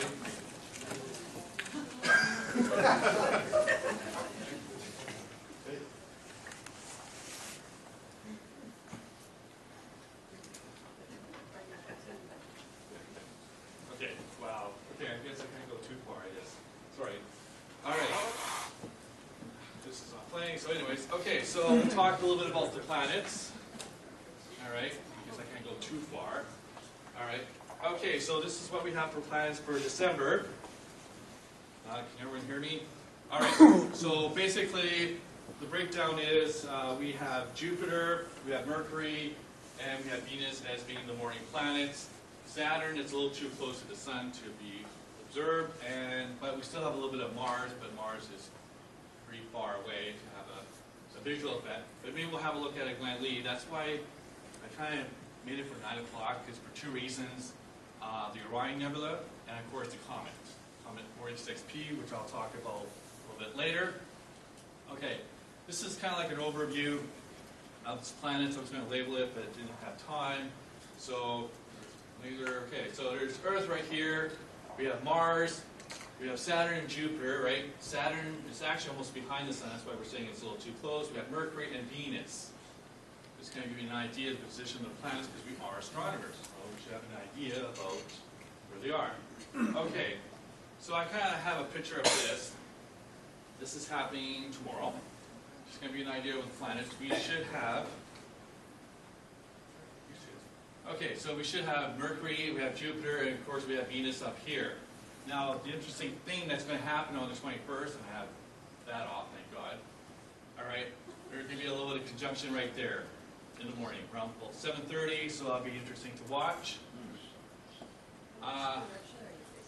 That's south. Yeah, we go back. Yeah, it's always going to be south. Southeast. Okay, sorry. All right. Okay, so this is the events that's happening during December. We have a couple of meteor showers. Geminid meteor shower and Ursa meteor shower. Unfortunately, I'll tell a little bit more about those meteor showers. We do have the winter solstice on the 21st, which is my day off, but unfortunately we have the full moon on the 22nd. All right. Just trying to slow it down here. Okay, a little bit about the Geminid meteor shower. It's happened, well, it peaked last night around 1 o'clock. I couldn't stay up for it because my boss is away. That means I'm in charge, so I have to get plenty of sleep. All right, but just kind of give you an idea. It's roughly 120 meteor showers, or 20 meteors per hour, which is pretty good. But of course, the nice thing about it was no moon. But like Brendan said, the conditions of the skies are not that great. It hasn't been for weeks. So I was trying to shoot for the comet last night, but again, you know, it must be the ice crystals, the haze. You kind of get that sky glow. All right, Ursa meteor shower. Unfortunately, we do have the full moon on the 22nd, so that kind of weighs it out. So, and it's only 10 meters per hour, so it's not very good. But you know, we'll see if the sky condition holds.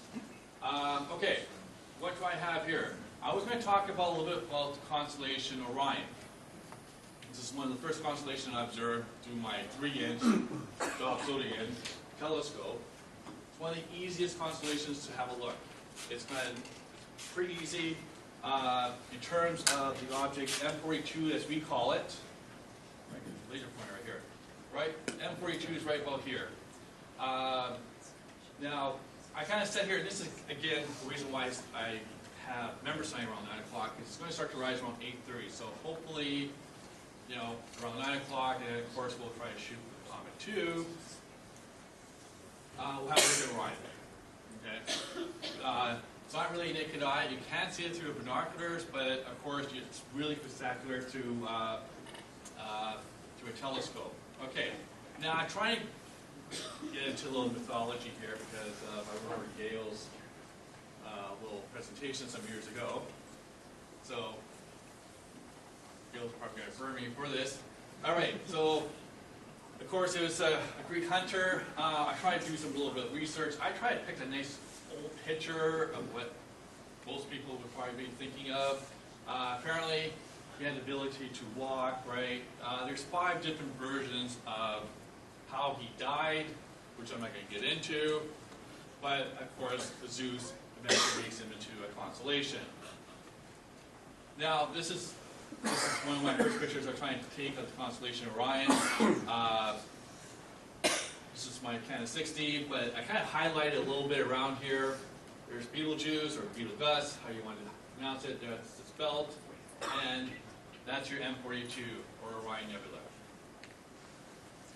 So, all right, this is the picture I was taken with Kevin Black some years ago. This is from his backyard. It's not really hard to photograph if you have a telescope and a camera, but it took us 2 hours to post-process this.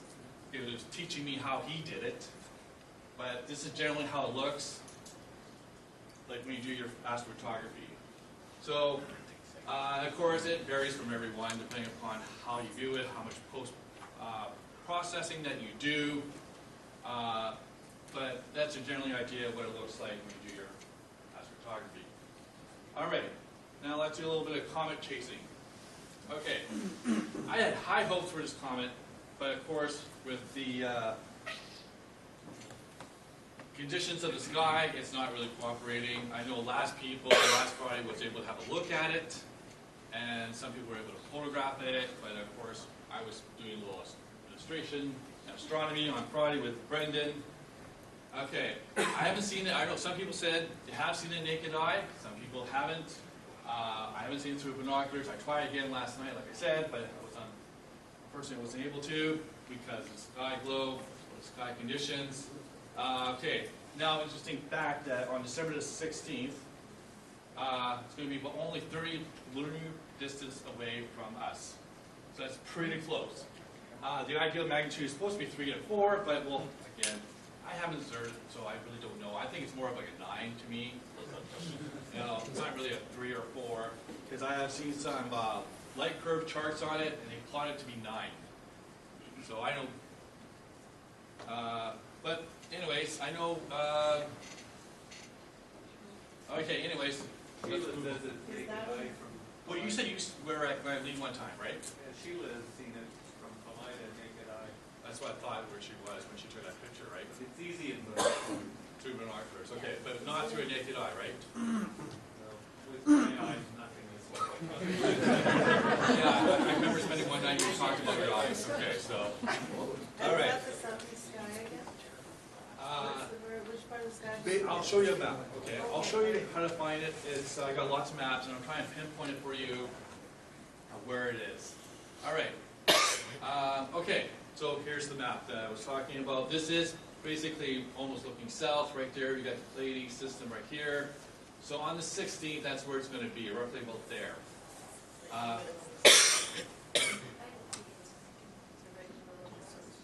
Yeah, looking due south. But usually that's how I have it when I post these pictures here, to give you an idea. This was more like southeast or southwest kind of thing here when I was looking at it last night around about 11 o'clock, 11:30 at night. But just kind of give you an idea. Again, if you guys come out to Glenlee, I'll be happy to show you. We'll point it out, and I was going to look through binoculars and also bring my camera along, and maybe we can take some pictures of it. And of course, we'll have a wide nebula to have a look at it. Now, What else do I have? Trying to figure out what else. All right. Okay, just a little close-up view of it again. There's a plating system, so again, that's the path of it. There's beetle juice, beetle guts. I don't know how you guys want to pronounce it. It's up to you, but it kind of gives you an idea of where it is. Personally, I haven't seen it myself yet. I tried, but I'm pretty busy at nighttime doing other astronomy on the computer, that is. All right. So I think right after this, do I have a video? Kind of gives you an idea, more of an idea about it. The goal is to kind of give you an idea of the path of the comet, how close it's going to get to Earth, and it's moving pretty fast. I think this comet was discovered in 1948, was it?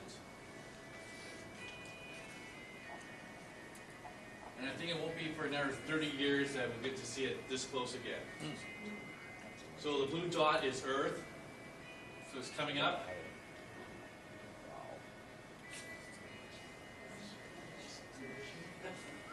So I think the period was December the 12th. 16.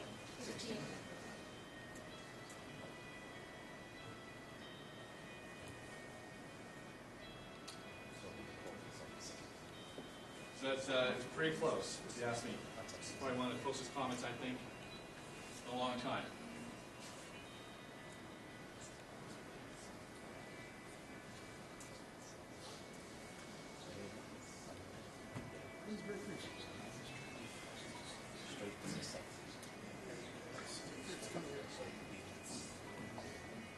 Of course, the orbit's going to vary every few years, apparently. Like I said, it won't cycle this close again for another 30 years, but this kind of gives you an idea about it.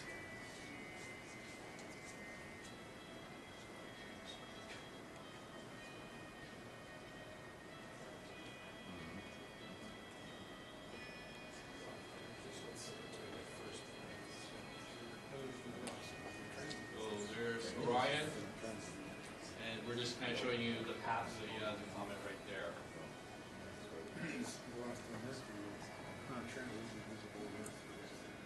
So if you guys come out tonight or tomorrow night, that'd be great. If you got any questions about Glen Lee, you can come see me during the break. I'll be here.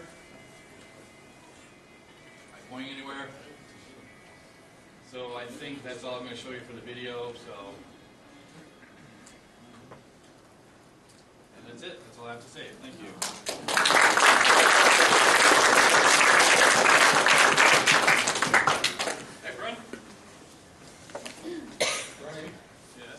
There is another comet which actually rises earlier. It's fairly bright to see as well.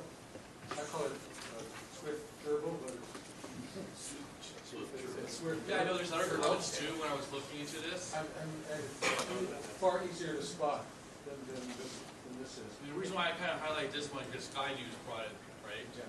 Because they're mentioning it since January. I've been, waiting for all this, months. And then So if you're out at 7 o'clock, this other one is quite high in the sky. I probably have to look at it, but everyone's raving about this comet. So, anyways. It has no tail.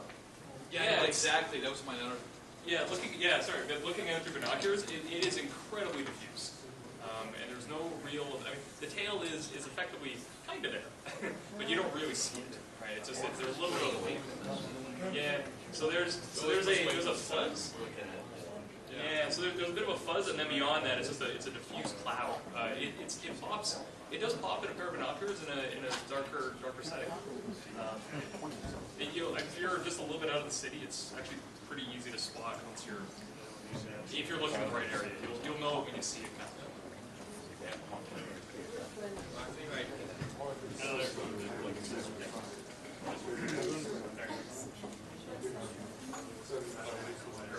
let's go. Okay, I'm told I'm on.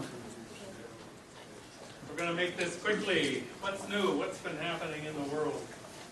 A lot of stuff, a lot of it has been planetary in the last month, and particularly with 2 spacecraft at asteroids. One spacecraft that just made a very fast pass past the sun, which I'm not going to talk about because its results are not going to be downloaded for several more months, up to a year. It's just mostly behind the sun for the next little while, and they can't talk to it. So we'll just go into what's new. So first thing is I want to say sayonara to Voyager, except it's not quite sayonara. Voyager was launched 41 years ago, and of course, if you're a fan of movies, we had one of Voyager at one time, and Voyager was number one. And number one went through, passed out of the solar system, or sort of the solar system, several years ago in 2012. So Voyager 2 has now done the same thing, and what this means, if you're finished reading all the statistics here, 16 hours to communicate with this thing. I believe that's the one-way passage, not the two-way. What happens is this thing has been inside the influence of the sun. The sun has a solar wind that blows outward from the sun, and everything inside this solar wind is still within the realm of influence of the sun.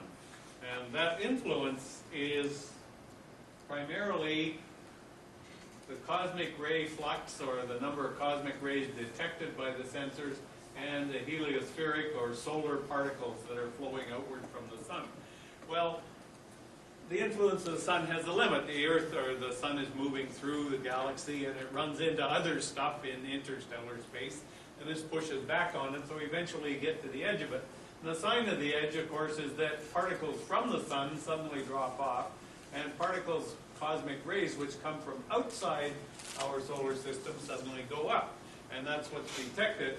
They normally can't tell right away when it's getting out of this thing. They have to look back later on and say, okay, it's been steadily going downward, so now we're out of it. Because here you can see a little bump where the number of cosmic ray particles went down and the number of solar particles went up.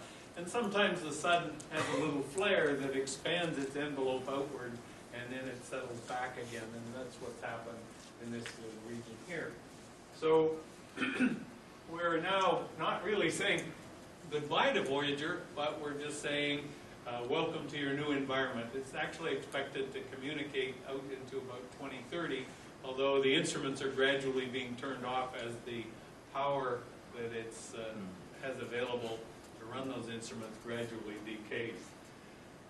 Feasting on the Great Red Spot. This I like, partly because I'm a meteorologist, but what I'm looking at, here's the Great Red Spot of Jupiter. Now, this is a passage from the Juno spacecraft coming in from close, or from far out and close, and the spacecraft doesn't take a continuous set of pictures. It takes one and then does a bunch of other stuff and takes another, and so on. But right in here, you can see this little dark area, and here it is, probably the best view. And notice how it's pulling these orange particles out of the Great Red Spot.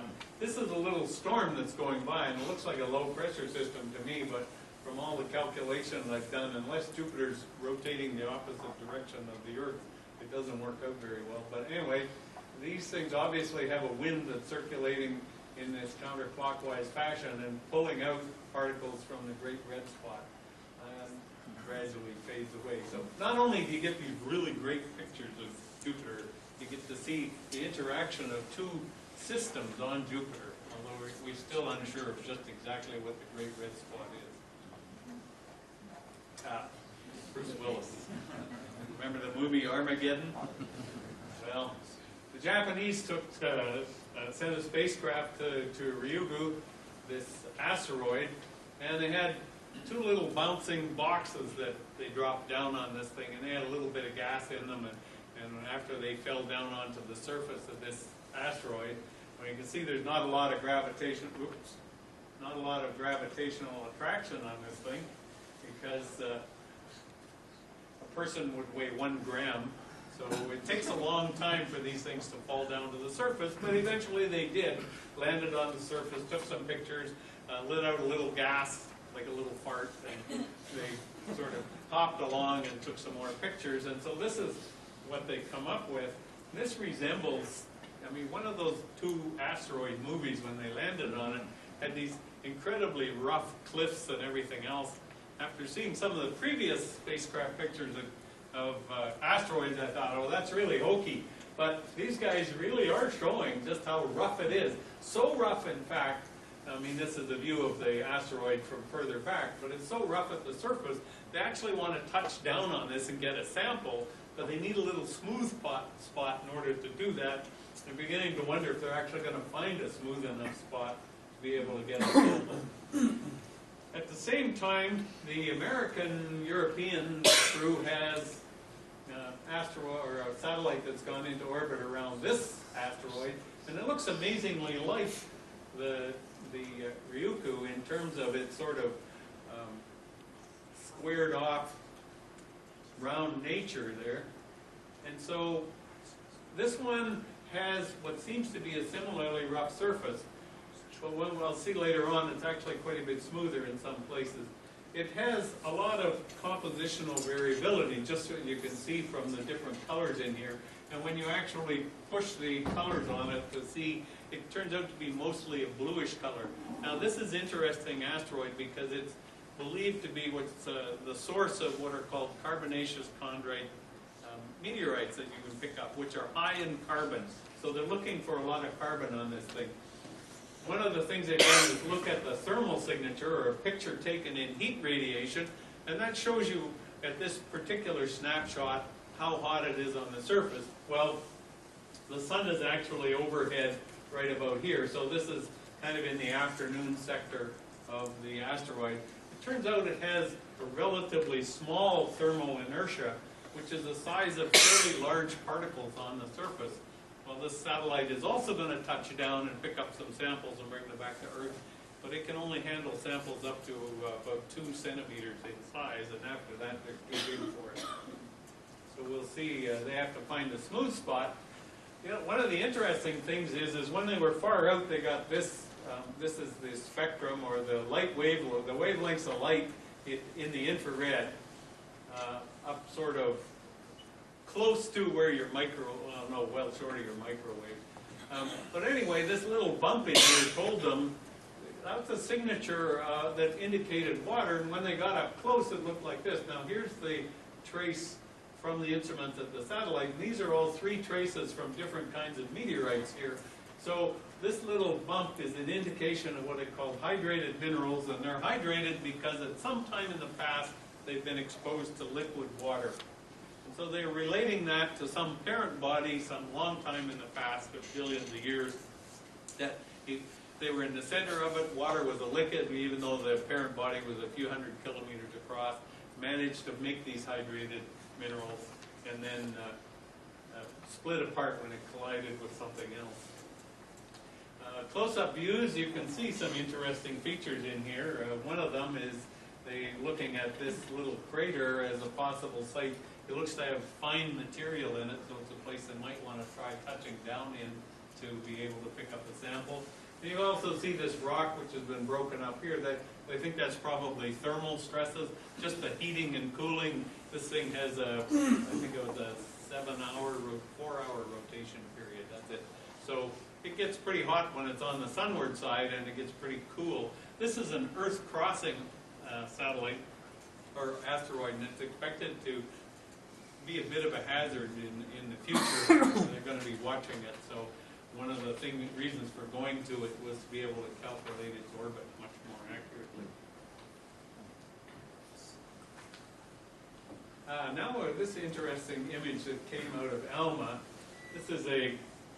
ALMA is a radio telescope, and what it's doing is looking at this object here, in particular this star, which turns out to be a very large and very hot star, 40 times the size of our sun, and it was giving off, it had a disk of gas around it, which you see here, but when they took a look at it, they found this other little guy right beside it that's also, the two of them are a binary star.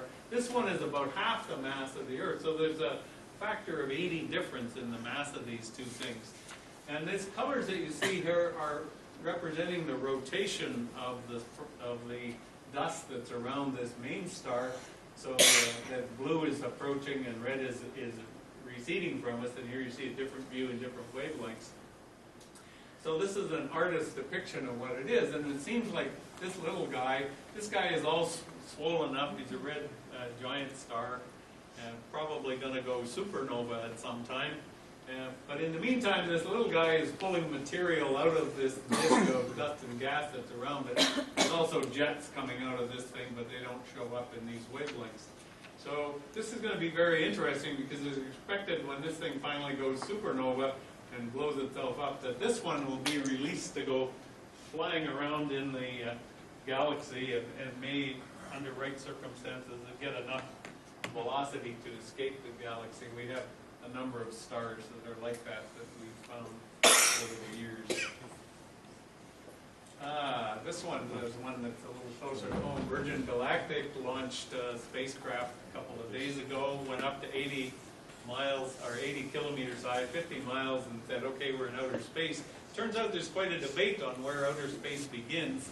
And so there's some concern that initially they planned to go to 100 kilometers, but it turns out that the U.S. Air Force gives you astronaut wings if you reach 80 kilometers or 50 miles. So now Virgin Galactic people are saying, well, maybe that's high enough. My wife is not very happy about that because she has a ticket to ride on this thing. She wants to go to 100 kilometers. Globulars rule. Okay, there's a globular cluster. Just a big ball of stars, easy to look at. Brian might even find you one tomorrow night if you get tired of looking at the comet.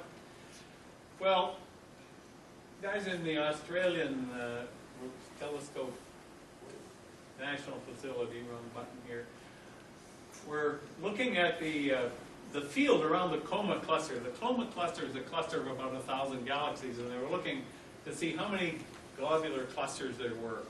And they started mapping them, and they ended up, in the end, with 22,426 of these. Well, our galaxy has about 150 of them. So the Coma cluster seems to have a huge number of these things.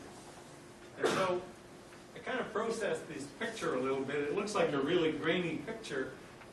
Lots of galaxies in this thing, but every one of these tiny little green dots is a globular cluster.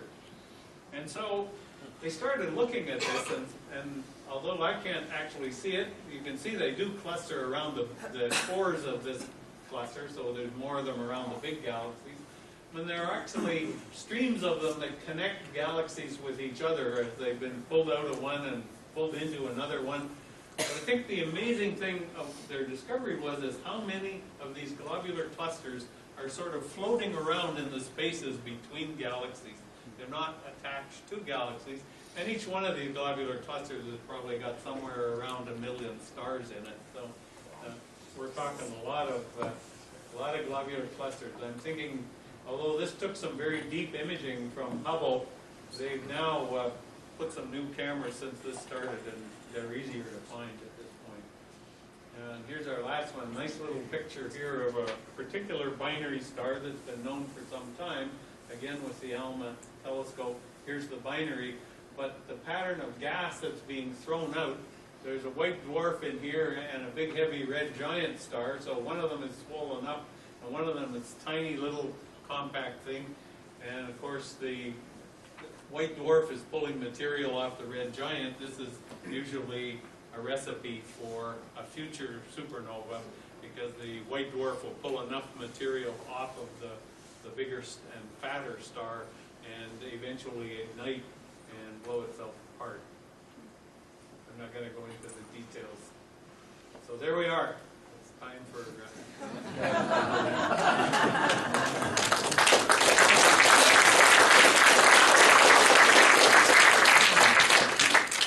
But it's not the end. It's actually just the break. There are refreshments over there. You will have to crowd around a little bit. I do recommend being patient. We will be back at 9 o'clock to pick it up with Scientific Revolutions.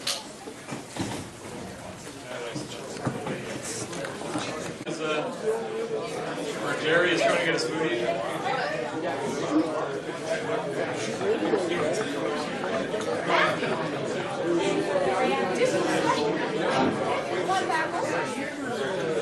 Okay.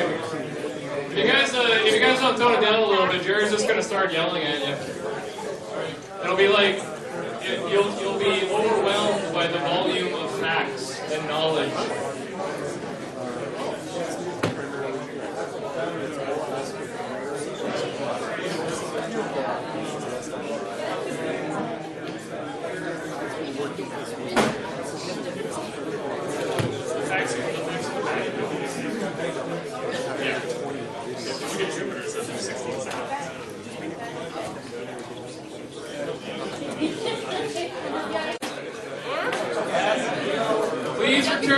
seats, children.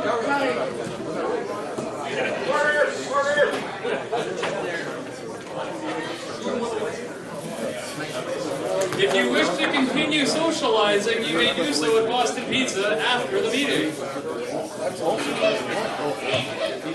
Okay, no too much. Well, I'm not sure if I'm going on that. Yeah, we'll see.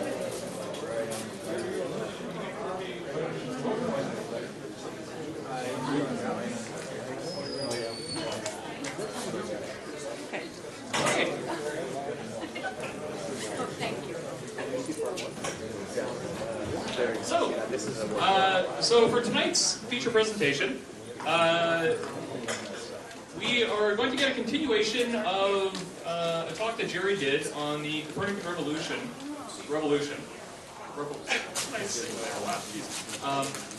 On the Copernican Revolution. The first talk was really interesting. It dove into a lot of how at the time it wasn't so much the revolution that we hear about in more common popular history. So I talked to Jerry, and he did. Now, for those that weren't here for that, Jerry did say that he does open with a little bit of a recap of last time. So you're missing out on a lot of the detail, but you'll at least get the if you didn't see that one, but you'll at least get a summary. So you'll be brought up to speed pretty quickly. Yeah, so I'm looking forward to this. I'm a big fan of the science, the history of science, and that's about all I got for an introduction, Jerry. Take it away. Is this the unit that works? Yeah, that one works. Okay. This is turning into like a Cheech and Chong kind of thing almost. It's all yours. You know you're Cheech. Yeah, no, right? Okay. Okay, man. Answer the phone.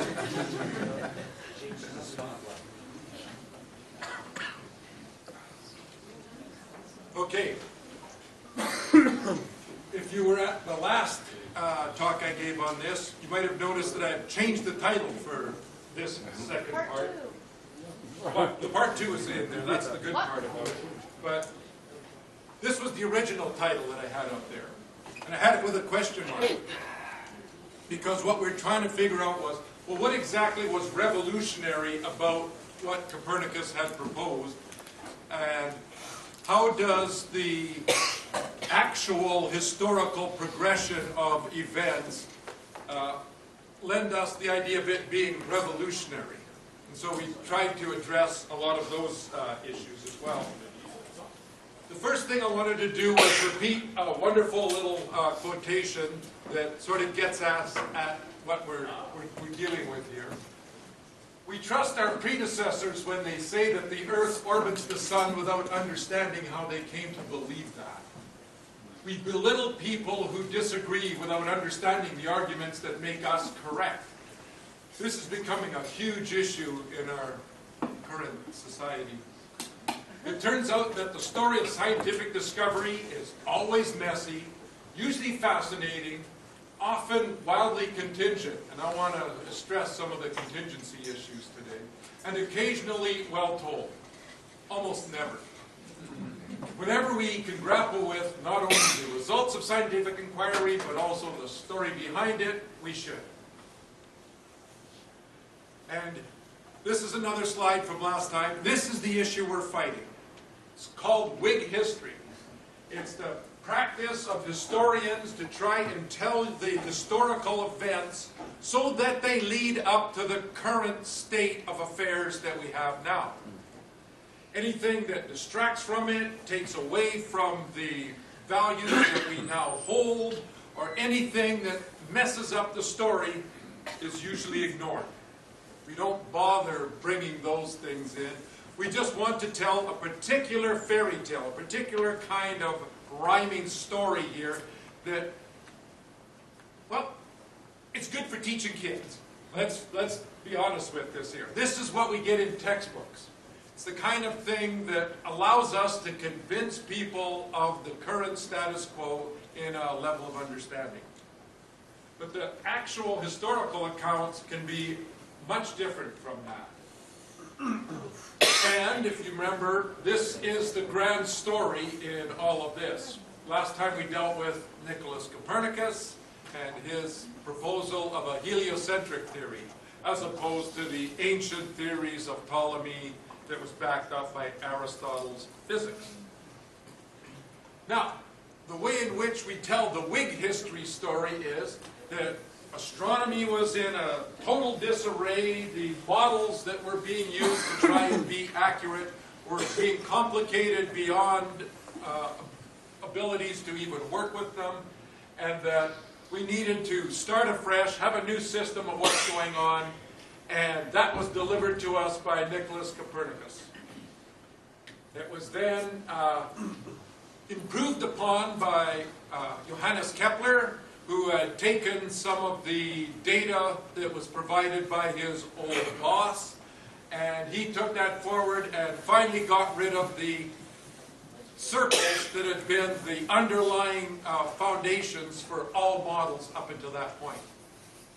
Then along comes Galileo, and notice he's got his trusty telescope there handy, because with the telescopic observations, Galileo was able to show that the old Ptolemaic system was wrong, and so there by default the other rival system, that of Copernicus, was demonstrated to be true, and onwards we went until about 50 years after Galileo's great proclamations on the issue. Along comes Isaac Newton, who gives us a whole new physics, his laws of universal gravitation, that allows us to wrap up the whole story in a nice neat bow, and how his universal gravitation, once it's applied to the heavens, yields all the stuff we had from Galileo and the laws of motion from Kepler and the whole general theory of Copernicus. So it's all neatly wrapped up, nice and handy. This story is, for the most part, a lie. Heresy. Don't go there. Anyways, a couple of things to remind you of before we launch into tonight's major character. Astronomy before telescopes, and that's what we're still going to be dealing with today. Astronomers, first of all, were referred to mostly as mathematicians. What they did was they had mathematical models that allowed them to make predictions for positions of planets, that allowed them to do certain things. Predict eclipses, but most importantly, and by importantly I mean for their money situation, was they had hoped that if they could get good predictions as to what's going on, they could make a fortune making horoscopes. Most astronomers at this time liked to do the science, but that wasn't paying the bills. What was paying the bills was putting out horoscopes and making predictions, mostly for the rich and famous that wanted to know if they should start another war this week or whatever. That's astrology, not astronomy. That's astrology as opposed to astronomy. But back then, there really wasn't all that much of a difference. Matter of fact, some people say that the reason that science emerged at this point was a whole bunch of scientists who were doing the astrology part as well decided, yeah, you know what, maybe we should just leave that behind a bit and just try and do this other stuff. But today's characters, not so much, but if we ever get to do part 3, we'll have a lot more fun with that issue. And of course, in trying to predict positions, the biggest stumbling block, the biggest problem to deal with was this whole notion of retrograde motion. Retrograde motion was a weird thing. It just didn't seem to yield to an easy explanation of things. And so they struggled trying to deal with that. Like I said, astrology was the main driving point for so much of this. Can I add a comment? Sure. It's actually navigation. But navigation for sailing ships. Well, that comes in a little later, especially when they needed to try and determine things like like latitude was an easy thing for them to figure out.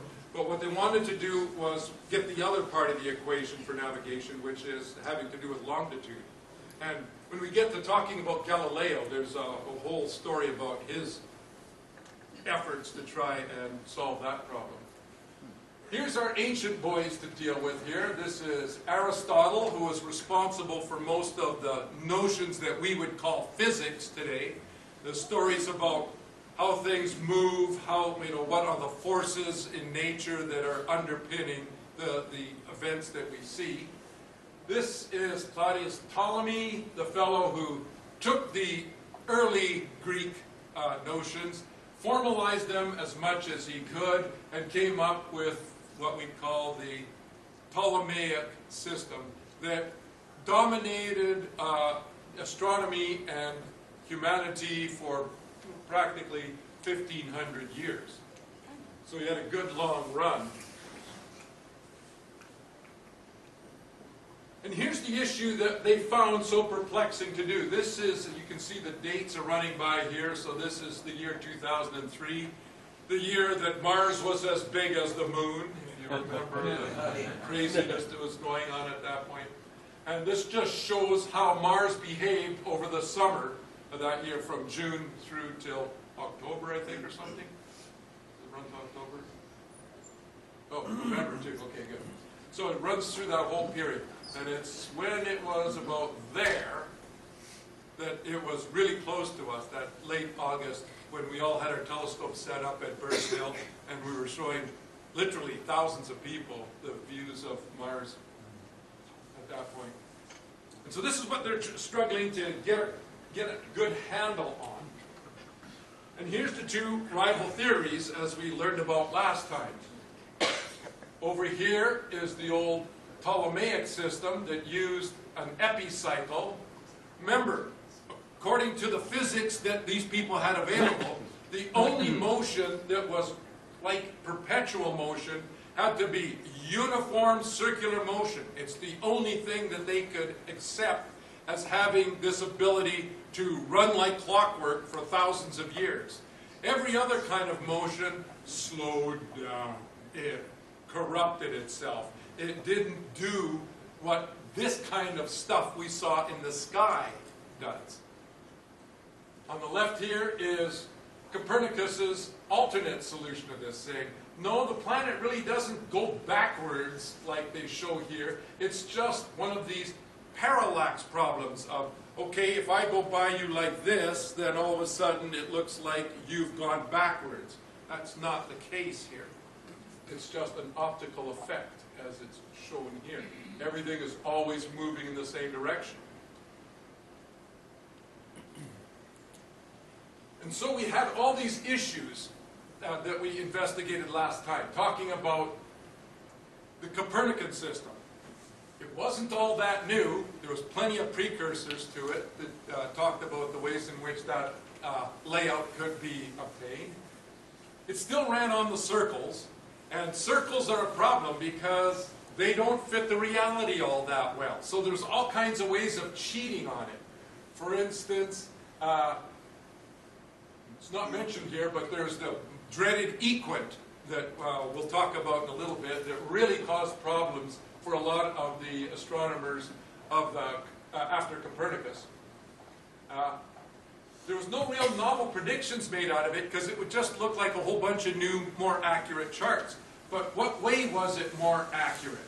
It was accurate because it used more recent data. If you would have taken that recent data and applied it to Ptolemy's model would have looked updated as well. So it didn't offer the kinds of improvements we thought it should. Initially, it looks quite simple. But when you put in all the details, the way they did with Ptolemy's system, you found out it wasn't simpler either. So it wasn't new. It still used so much of the old stuff.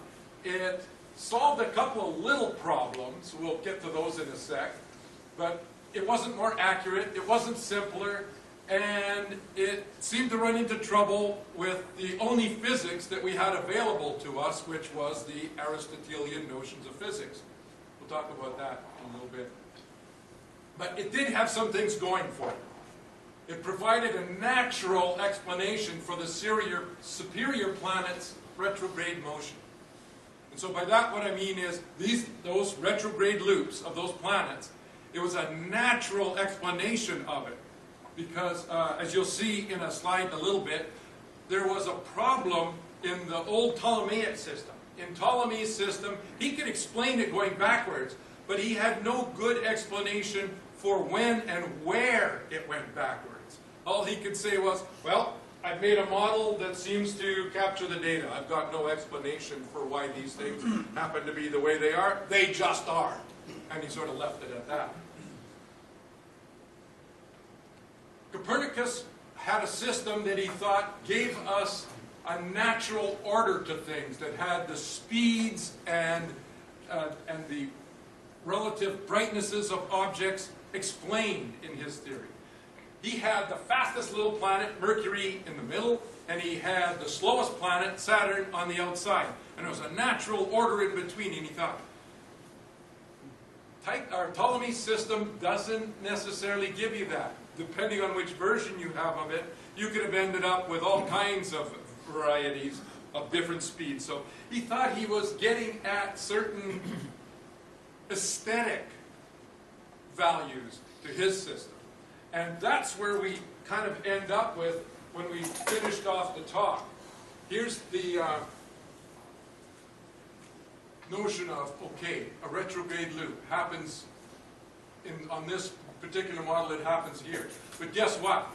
This model, the way it's set out, is totally wrong in having the sun here if the planet was at its retrograde loop. The sun would have to be over here. The retrograde loops always happen with the sun opposite. That's what Ptolemy couldn't explain, and it's a natural result in the Copernican system. So, score a big plus there for Copernicus. And notice how bad some of these little models are on the internet. That should be epicycle, not epilogue. See, when you steal off the internet, you get what you... So, okay, so here's where what we were left with at the end of last talk, was the idea that in the Ptolemaic system, this is the way the planets all move. In the heliocentric system, and again, this is made way too simple, but the idea here is that the astronomers of the time who actually could picture and envision the way these planets were moving, they're the ones that appreciated the simplicity and the elegance of this. Well, how does simplicity and elegance cash out in terms of reality, especially if both models were equally good? Well, in one sense, it doesn't.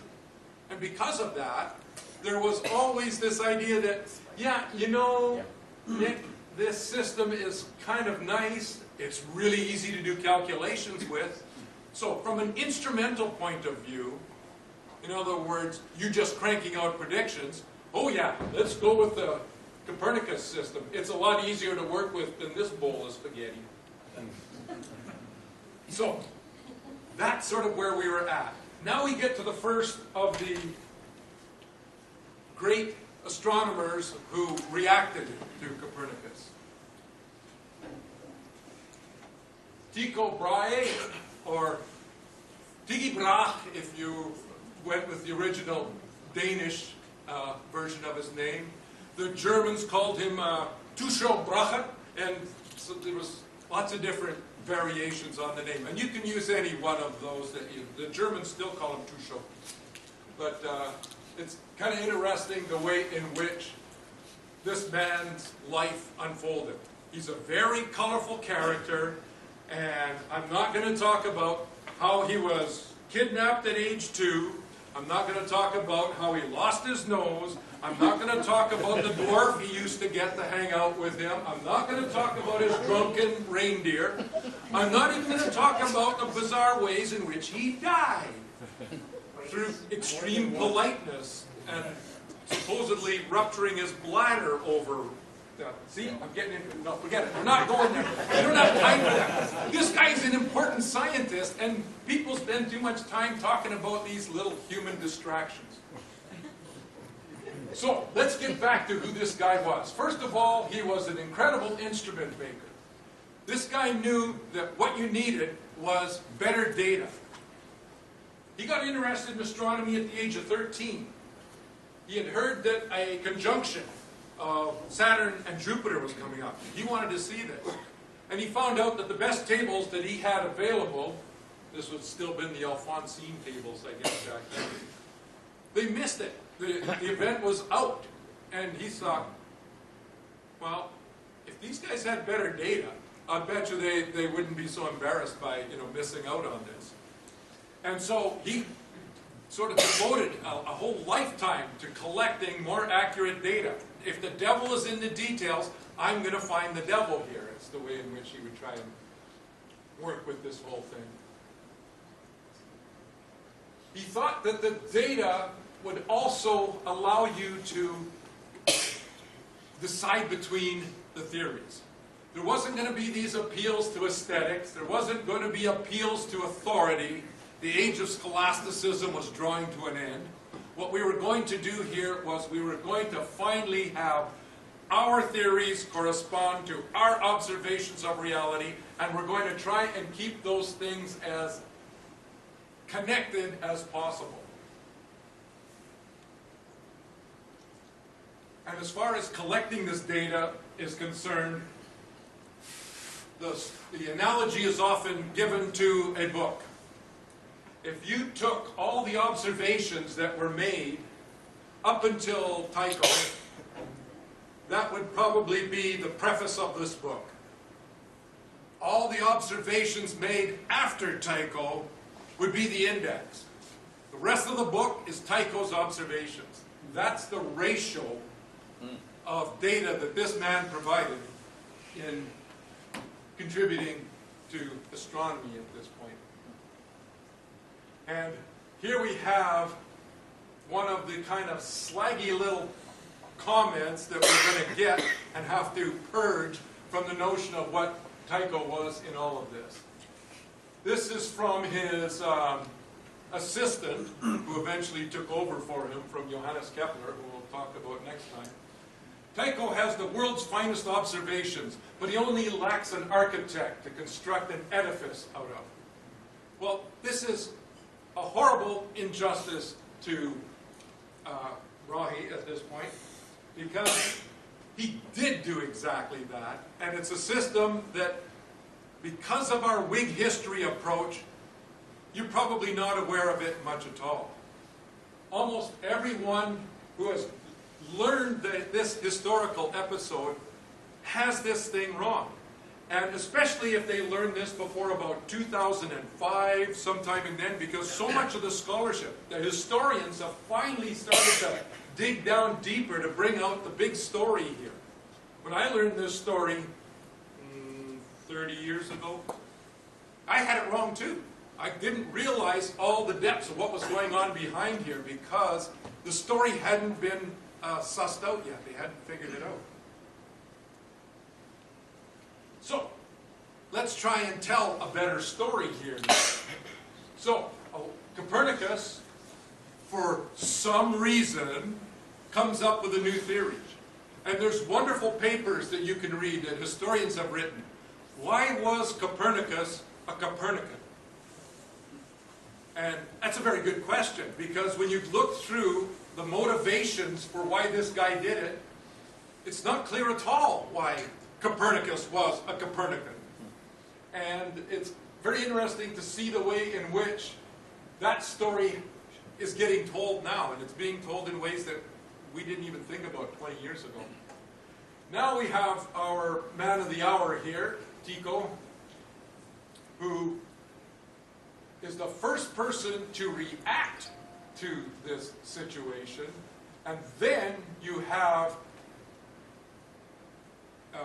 Johannes Kepler come along and take the data of Brahe and put it forward, and then you have Galileo doing his thing with a telescope. And if you think I'm going to rewrite the history here about Copernicus and Tycho Brahe, wait till you hear what I have to say about Galileo. Tycho Brahe, the eccentric and arrogant builder of astonishing instruments, who didn't know what to do with his observations except to use them for an obviously awkward and desperately backward-looking cosmology. And the rest is all just flowery bragging about Kepler, so I just cut it off there. This is the general notion we have about Tycho Brahe here.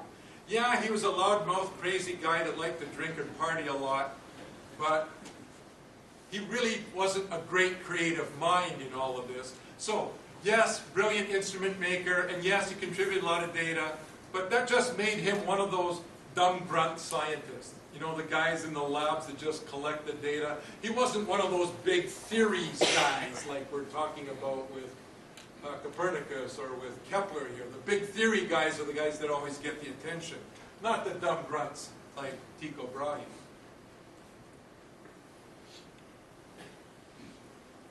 Just to remind you of the timeline of everyone here, Copernicus had died just when his book was published, 1543, and Tycho Brahe was born just after that.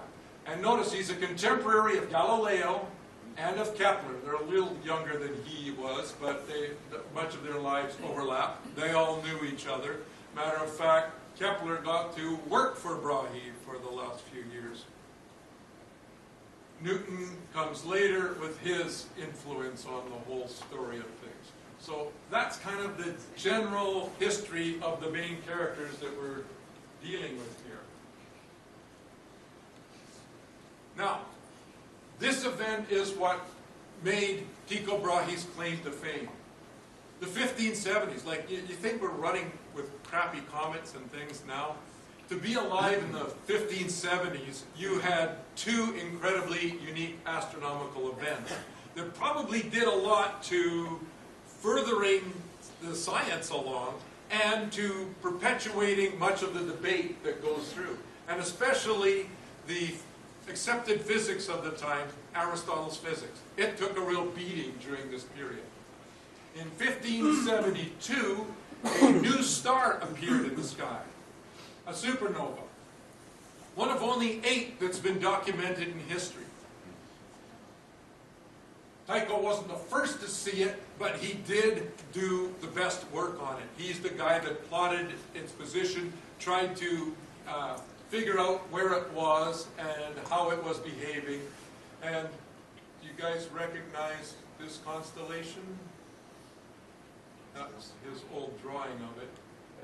The W of Cassiopeia. Yeah. So that's where the nova was located. And if you looked in X-rays at that spot right now, that's what you'll see to this day. That's what's blown off of it at that point. So this was, for the northern sky observers, this was a great event. Cassiopeia, well, it's circumpolar for us here. You could watch this thing every time it was dark. And it got quite bright. This thing was in their sky for over a year. And so they're able to watch this thing brighten up, fade down, came back a little, went back and forth just a little as it faded. So they had an incredible run talking about a new star in the sky.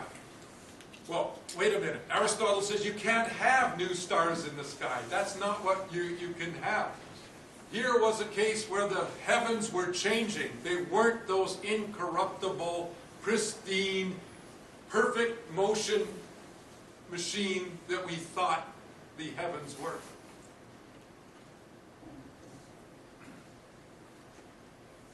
These 3 factors were developed by Tycho Brahe at that time.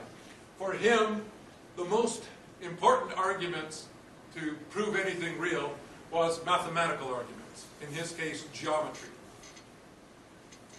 Physics arguments were the next, and then finally the scholastic arguments, you know, all the old ancient sages that said things, and appeals to authority, and here including authority would have been the Bible and all other authorities associated with religion at this point.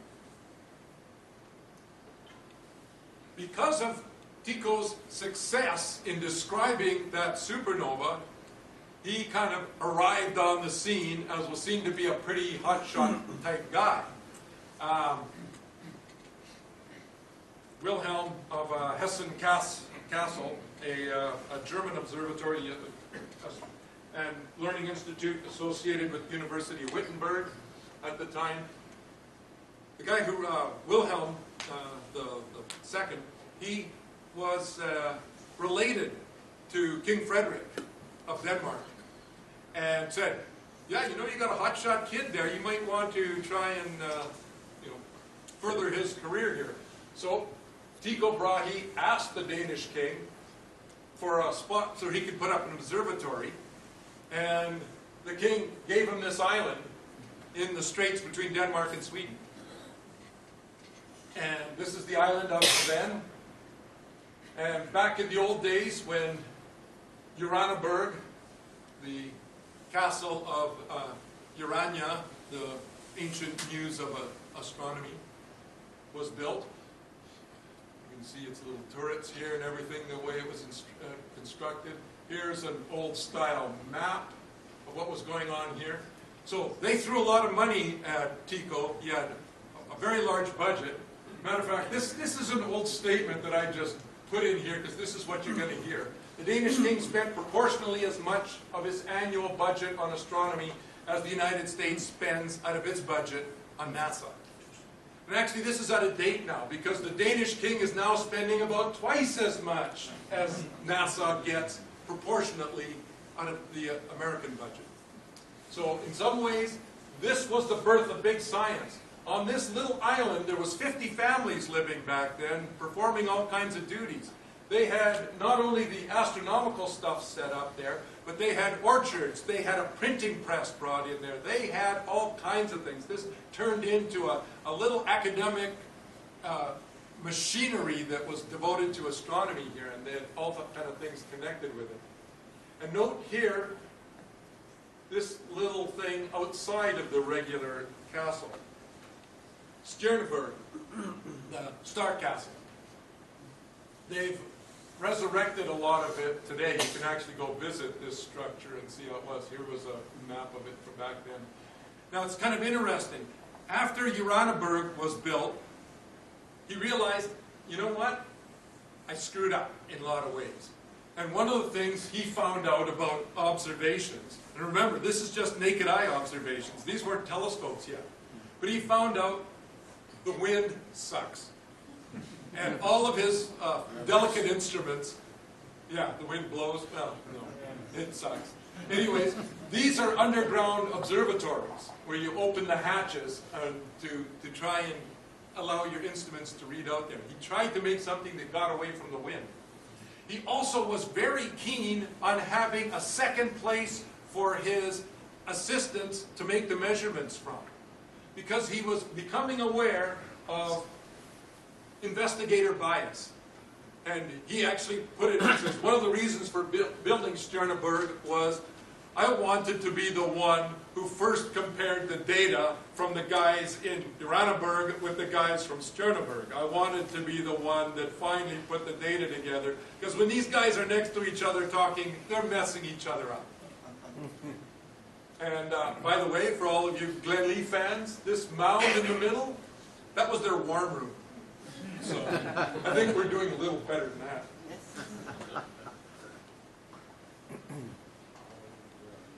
And here's a display of the kinds of instruments he had. Here was he was a big believer in having the most accurate instruments he could.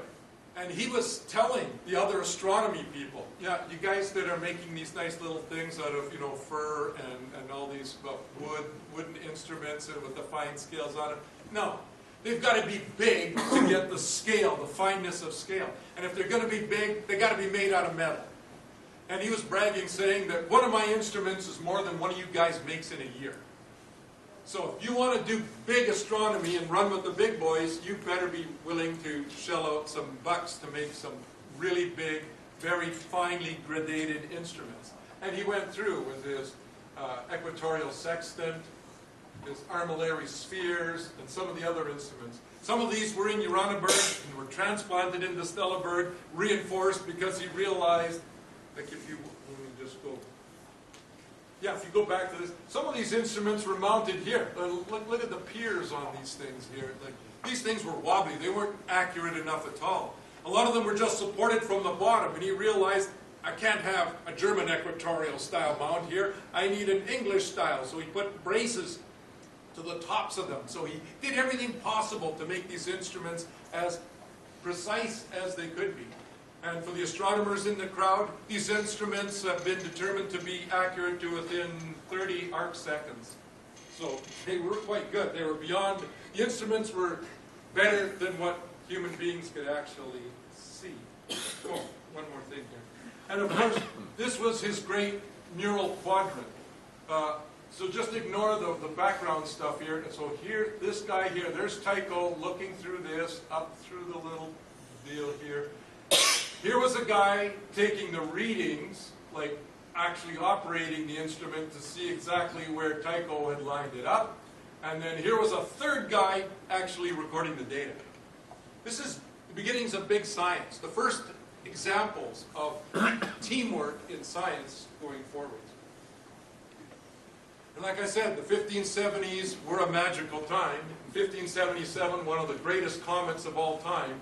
Here's a woodcut showing what it looked like in their skies. This thing took up almost half the sky and went through their skies. And of course, Sterneberg wasn't around yet. Uraniborg was still being built. He had enough instruments there to be able to plot and say, okay, this fiery emanation in the sky is not below the level of the moon like we always thought it was, where corrupt things happen. This thing was above the moon. And I could show this by doing the parallax equations. He also was able to show that this thing, when it kind of got behind, should have started showing retrograde motion. And it wasn't showing retrograde motion the way he thought it would. And so Copernicus's idea of retrograde motion just being a kind of a relative effect of various speeds started to be eroded here. And so he wasn't too keen on the idea that that was right. But Tycho did like a lot of things about Copernicus. One of the things was he was really happy that he got rid of the equant. And here's the equant here.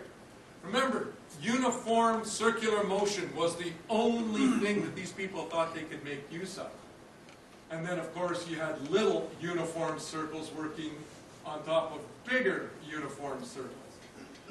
But sometimes planets seem to go by quicker and then slow down. How do you get that out of this system? Well, the epicycle could give you added velocities in sometimes and subtracted in others. Still wasn't enough. So they put the Earth off-center so that, you know, if you're closer to it, it looks like it's going by you faster. Great, that helped a lot, but it still wasn't enough to describe where the planets were being found. So they introduced this notion of an equant. And this is where everyone who had a real feeling for the physics, and that is uniform circular motion has to be underpinning this, this is where these guys got squeamish. Because the equant means it's from this point, not the center of the circle, where the motion looks uniform. So, for this whole half, the little epicycle was moving quicker and moving slower through here. So in equal times, it had to cover this, then all of this, and all of this, and then this smaller amount. So introducing the equant to the people who believed in the physics behind this is cheating. And they rightfully called it and said, no, this is not good. This is no longer uniform motion. You're just talking about it uniform from this point, but that's just cheating. You can't do this and have this come across right. The other thing that Tycho liked was this alignment. The Sun, the center of Venus's epicycle, and the center of Mercury's were always in a line. Because you never saw Mercury too far from the Sun. It wasn't ever behind you. It was always near the Sun. Venus, a little further away, but again, always stayed near the Sun. So it was as if there was a line drawn between these that kept everything in alignment. Ptolemy had no explanation for that. It's a natural consequence in the Copernican system. So another advantage for what's going on there. And of course, this idea of where the opposition happens. Here is how it happens on Ptolemy's system. The sun has to be behind just almost accidentally for this loop to happen. Because this loop is just, say, Mars doing its own thing. Why does the sun have to be opposite when it happens? On the Copernican system, it's a natural consequence of it. The sun, of course, is going to be behind it because that's when Earth is passing it on the inside track. So Copernicus had these factors going, and Tycho liked these ideas. He thought, yeah, all this stuff is good. But we've got problems here. And they come in two general categories. The physical issues and the empirical issues, as I've labeled them there. Philosophy background, philosophy of science background, so I use the old terms that are most penetrating on that issue. First of all, if you're going to put the Earth up there as another planet in orbit, you are doing tremendous violence to the physics that we think is behind this. Because the physics is not just uniform circular motion. The physics is things like how bodies move. The Earth was considered to be at the center of the universe. It wasn't the center of the universe. It's just that the Earth is heavy. Heavy things have a natural motion. They fall down. And so they will fall to the lowest point in the universe, which is the center. The heavens being the most sublime and perfect. So the heavy, sluggerly things, they just want to fall down. We still talk about that. Why did it fall down? Well, it's heavy. Okay, now, this is where the Earth happened to be, because it was a body that was heavy. How, in your new physics, Copernicus, do heavy things start flying around the sun? This is not an easy thing to talk about here. We'll get into a few of these other things in a sec. Then you've got the empirical issues. And what we're talking about here is there's consequences to the Copernican model that Tycho didn't like. And most of it had to do with the lack of parallax of the stars. And we'll get into that with a few slides here. And the way in which this gets messed up through all of this. So let's just get into the slides on this. So the physics issues. Remember how the world was structured in Aristotle's time. It was almost like an intuitive notion of buoyancy. The heaviest stuff that fell to the earth and was in the center. Water was the next thing out, then air and fire. You knew that fire was going to rise up through the air. You could just see it. It was an obvious thing. So there was this natural ordering of things. And the important thing was the orbit of the moon. Because everything above the orbit of the moon seemed to be totally different than everything below it. It was fixed, unchanging, it was perfect, and it seemed to be in perpetual motion. So we don't have a natural access to that part of physics, but they talked about it in terms of a substance they called the ether.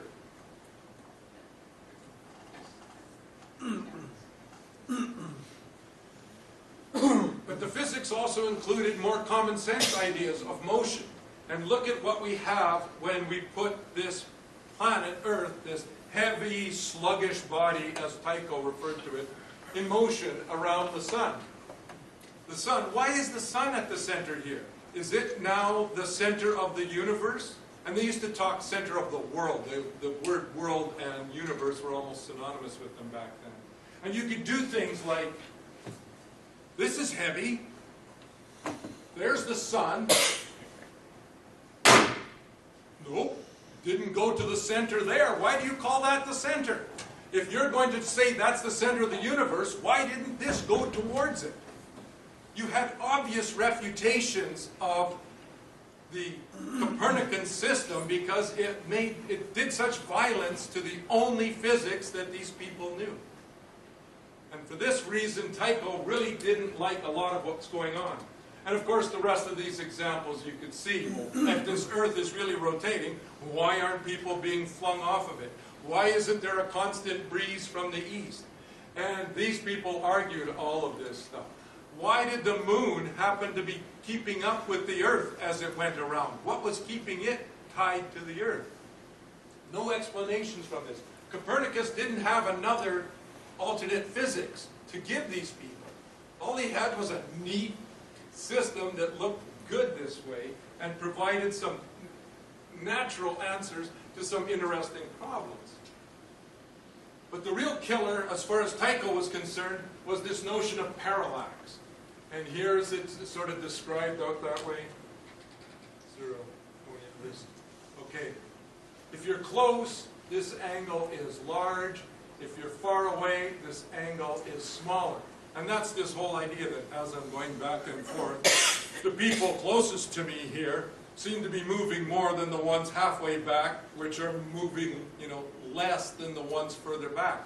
The further back you are, the less angular shift you get as I shift my observing point.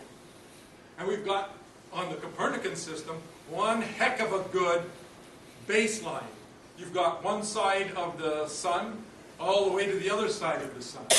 And that's what you're seeing shown here. So these stars that are out there should be showing parallax. They should be showing that sort of shift in position every 6 months. As we get closer to the stars on the one side, they should be getting brighter, and the ones on the other side getting dimmer. None of this was happening. So these were legitimate criticisms of Tycho, but Copernicus had anticipated these because he was no dummy either, and he said right when he wrote his book, yeah, you're not going to find that. It's not happening, because what's happening here is that the stars are so far away, it's as if this shift that we've been talking about from one side of the sun to the other is as if it was nothing. So that little shift is too small to be of any sort of value in all of this.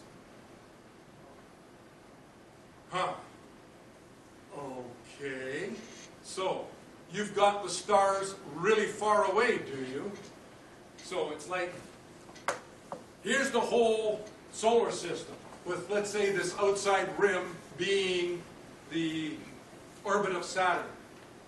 So this is the solar system according to you, right, Copernicus? And it just sort of sits there, going round and round. I can't find a good place to put this.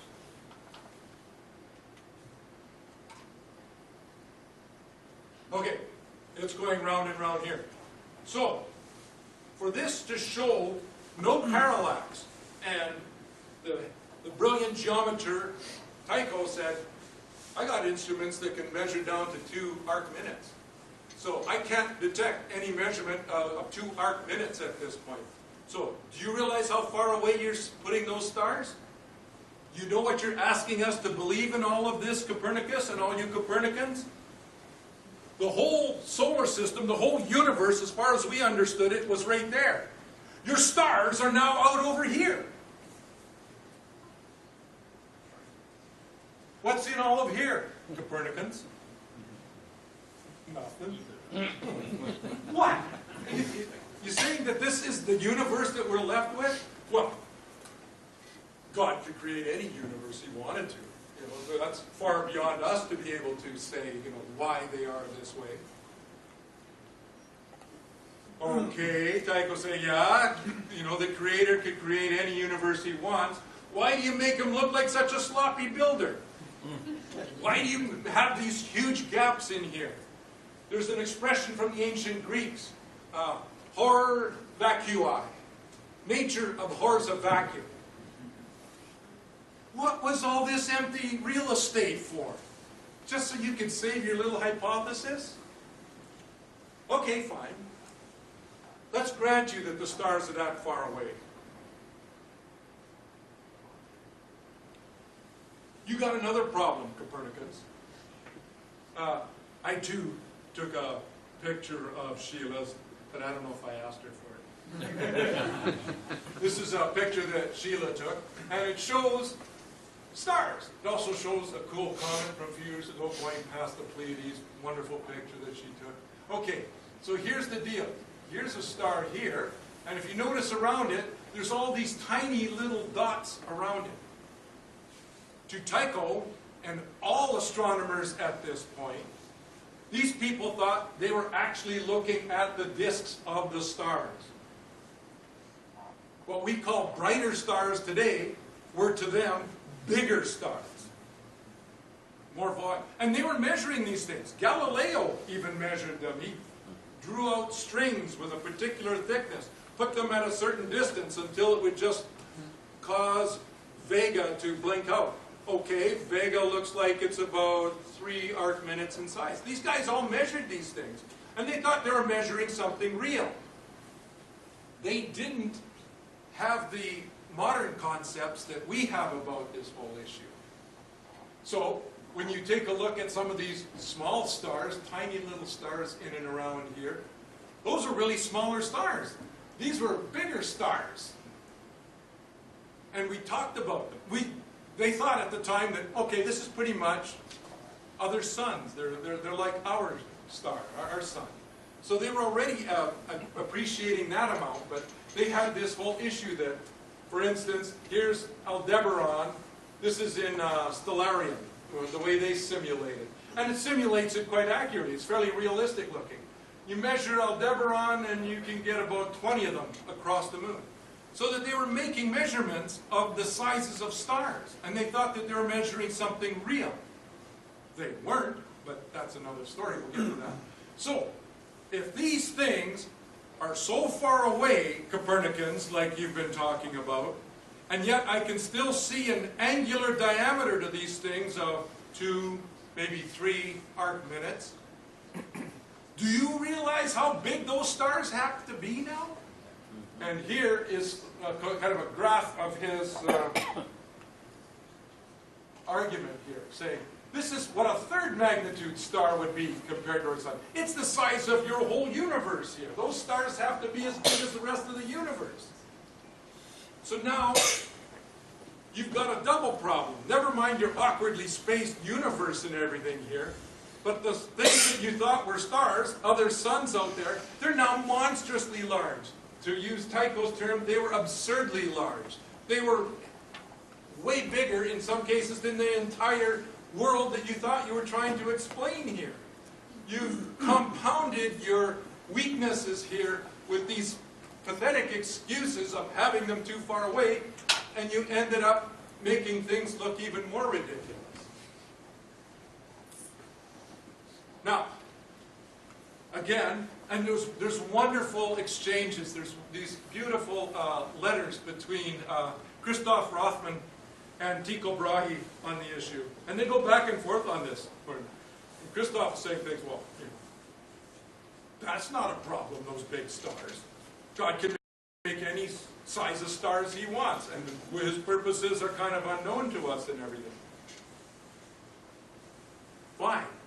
To which Tycho says, yeah, God can do what he wants in all these issues, but think of what you're saying about what he is doing here. Now, that argument sort of ran to that point and ended up a stalemate. I just want to point out the whole issue here that, look who was appealing to God here. It was the Copernicans. This idea that it was science and Copernicus that was the thing that was fighting the religious side of things. It's nowhere near that clear an argument at all. In this case, it was the Copernicans who were appealing to the religious side of things to save their arguments. Quick little explanation of what we've just been talking about here. I always like to put, I think I've got this in about 20 different presentations here. This is the diffraction pattern. This is what we call the Airy disk after George Biddle Airy, who figured out what this really was. This is a picture, a perfect picture of a star given our optics that we use for looking at a star. This, of course, is not the real disk of the star. This is the result of the wave nature of light that gives you this round ball and those diffraction lines around it, or rings around it. So when we're looking through our telescopes even, we see this kind of pattern if we see the perfect idealized thing. But this is not anything to do with the real size of the star. As they show in this diagram, all this is a response to brightness and our eye's ability to detect the edge of this field. If you use a bigger telescope, or you somehow have a brighter star will look like it has a larger airy disk. This stuff wasn't figured out until George Biddle Airy came along in the early 1800s, so 1835-ish or so was when this stuff was finally figured out. Up until this time, everyone thought they were looking at stars. Here's a picture from Herschel, not John Herschel, the son. One of the greatest observers of all time. This is his sketch of a star. And he thought he was showing you the surface of this star. Now, they realized something was wrong with this stuff. You can go back to the British whiz kid Jeremiah Horrocks back in the 1600s, 200 years almost before this, where he watched the moon go through the Pleiades. And he said, you know, if stars have this kind of size to it, stars would dim out. They didn't dim out. They winked out. And he said, you know what? I think this whole thing is a load of BS here. It's kind of, we're fundamentally missing something here. But the poor kid was dead by 22, so he never got a chance to actually keep exploring this whole idea. And his works weren't all that well known. Edmund Halley suspected the same thing. And the trick in all of this, the cute thing is, everyone, and the historian said, well, yes, this argument went through until the telescope was invented, because then they realized that the 2 arc-minute airy disk was reduced in a telescope. You put a telescope on it, and that big fuzzy patch in the sky becomes a small patch. Yes, that's what happens. But there's still a range of sizes there. There's still diffraction happening within telescopes, just like there is with our eyes. You don't escape the problem of diffraction. You don't escape the problem of the wave nature of physics. And so, what you have here is a case of it's not being solved until Airy comes along 200 years later. But nobody knew about it. Everyone accepted this. The Copernicans said, yeah, we've got gigantic stars out there. They're huge, size of whatever's here. They just lived with it. They said, yeah, that's fine. We're going to go with that. So Kepler tried another approach to things to try and sort this whole thing out. Oops.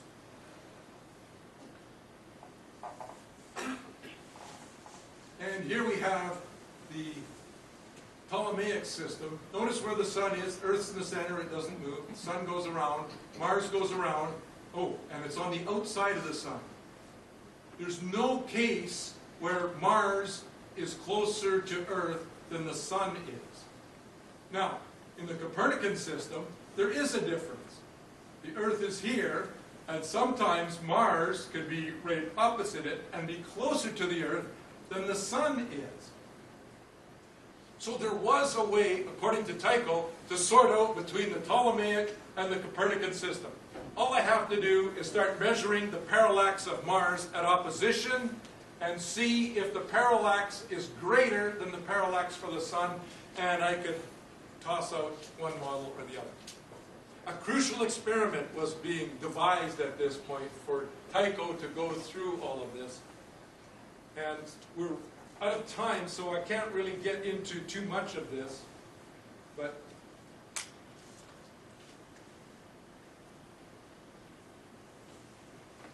here's the ways in which they did it all using diurnal parallax. This is, instead of having parallax over 6 months, this is parallax over the course of an evening. Whereas you can see in this picture, this B is the true position of Mars against the background stars. But early in the evening, it looked like it was over here. When it was setting by the next morning, it looked like it was on the other side. This shift is what he started measuring. He thought his instruments were enough to catch this. He thought he could go through and prove who was going through with all of this. He started these observations in 1582. He thought he had no results. He said, you know what? I think that the parallax of Mars is less than the parallax of the Sun. So, Ptolemy is right, Copernicus is wrong. He tried again at the next, it's about 2 years between close approaches. So in 1585 he tried again. His numbers didn't make any sense. The numbers were getting wrong, and he was wondering what was going on, and he started to get this idea that, you know what? Maybe the atmosphere is refracting these objects and starting to make them look like they weren't in quite the right places. So he started to develop a theory of refraction to go through with all of this, and this gave him, his theory was wrong, but it gave him numbers to suggest in 1587 that, oh, you know what? Copernicus is right. There is more shift, there's more parallax in the Mars than there is in the Sun. Now, the kicker in all of this was this great observer, who never took anybody's word for it, accepted that value for the Sun. He thought it was 3 arc minutes. He got it from Ptolemy. And for some reason, some perverse reason, he never ever questioned that. He never went through to find out just how wrong that is. And it's wrong by a great amount. And here's the kind of kicker in all of this. Here is this crucial experiment they're going through arguing about. Except the parallax, in reality, is way smaller than he could ever measure. It's a factor of about 5 on this, and that the whole universe is scaled to only 1/20 what it should be. So you've got all these guys arguing over something that you guys can't even get at. You thought you could. You were getting consistent results.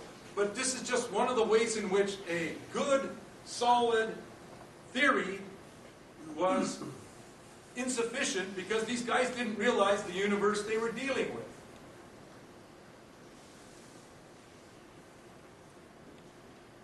So here's the system he came up with. He took ideas that were available, like this drawing is from Naboth from a couple hundred years before Tycho, and this drawing was supposed to be of stuff that happened 1,000 years before Tycho. So none of this is new idea. But here's the system he came up with. You've got the Sun going around a stationary Earth, and Mercury and Venus are going around like they used to. But now the rest of these planets aren't going around the Earth anymore. All of those heavenly bodies are all going around the Sun. So they call this a geo-heliocentric model. And this is kind of hard to see in action, so I'm going to have to try and show you. And this is the problem with models. You don't always get to, we'll miss out on this. But notice the kind of misrepresentations we get. This part here has to move with the Sun, so it all goes around. So this edge here is going to be over here, and then over here, and over here. So it's kind of like this big eccentric thing going around inside. It's hard to imagine how this is supposed to work. So we've got sort of little attempts to try and do this. What we thought we had problems with, it just becomes a more difficult model to see, to work with. But it generated the same information. The Tychonic model is mathematically equivalent to Copernicus's model, except it doesn't violate all the physics anymore, because the Earth stays still. You've got problems with intersecting spheres, but because of that great comet of 1577, they realized, hey, the comet showed there are no crystalline, rigid spheres out there. That comet went blasting through all of that. There's probably something fluid out there, like air or something, but that's about it. Don't worry about these orbits not running through. So, from 1588, when Tycho brought this model forward, until much later, you don't have a rival between the Ptolemy system and the Copernican system only. There's 3 competing models at this point. And our history books don't do anywhere near the justice that we should have done to all of that. This is just a summary of everything that we've talked about so far, but hopefully it's still all in your mind, so you don't have to worry about it too much. I just wanted to show something about Tycho's legacy in all of this. This is the frontispiece, this on the left is the frontispiece to a book by, oh, and I love this name, Giovanni Battista Riccioli. 1650, so 100 years after Copernicus puts forward his model, you've got this cover to his famous book, where he took all the arguments he could find and gathered and said, we got these arguments here, most of them are crap, a bunch of arguments here, most of those are nonsense. What are the good arguments here, and what does this say about adjudicating between not the Ptolemaic system, this guy flat on his derriere on the ground here, that's Ptolemy. He's knocked out of this fight. We've got a fight between the system here of Copernicus and the system of Tycho. The Ptolemaic system is on the ground here. And if you notice, Urania is holding the scales here, and this one's slightly heavier. It's the system that they thought had more weight to it and was the preferred system. This is 1650, so this is 50 years after Tycho has died already, and the system is still being regarded as having credibility. This is 20 years after Galileo had died, and yet this system had weight. In 1616, the Roman Catholic Church and the Jesuit astronomers all endorsed this system, said, yeah, for the most part, it solves most of the issues that we need to deal with here. The Tychonic system worked out really great. And here is 1742, Doppelmayr had a star chart published. And now, notice, Urania is holding on to the Copernican system here. See, that's the one she likes now. But no, it's kind of flipped from 100 years earlier, or 90 years earlier. But notice, the Tychonic system is still here. And the sextant and the telescope had smashed the old Ptolemaic system. In other words, from the time Tycho put forward his system, Ptolemy was left behind. His system wasn't the rival at that point. Yeah, it was still sort of there in the background for you nostalgic people, that was fine. But what went forward from 1588 onwards was a rivalry between Tycho and the Copernican system. And for the next 100 years or so, the Tychonic system was the one that actually was the winning system, was the one that was better supported and endorsed. You might wonder why I stuck this in. This is a helioscope that Friedrich Bessel modified in the early 1800s, in which he finally measured stellar parallax, like 1835, 1838, sometime around then. We finally solved the big problem of showing that, yeah, we must be going around the sun because the star 61 Cygni, one of the stars I showed in the binocular tour this summer, that's one of the stars closest enough to us that that motion we have around the sun allowed us to see it waving back and forth against the background stars. This was not figured out until the 1800s. So from 1543, when Copernicus wrote his stuff, until 1838 or so, so you got a span there of about 300 years, we had no real definitive smoking gun answer to the biggest problem with the Copernican system. And yet, the Copernican system was adopted even though it had this fatal flaw to it. But how this all sorts out, we can find out next time. Perhaps the greatest contribution from the old Whig history version is that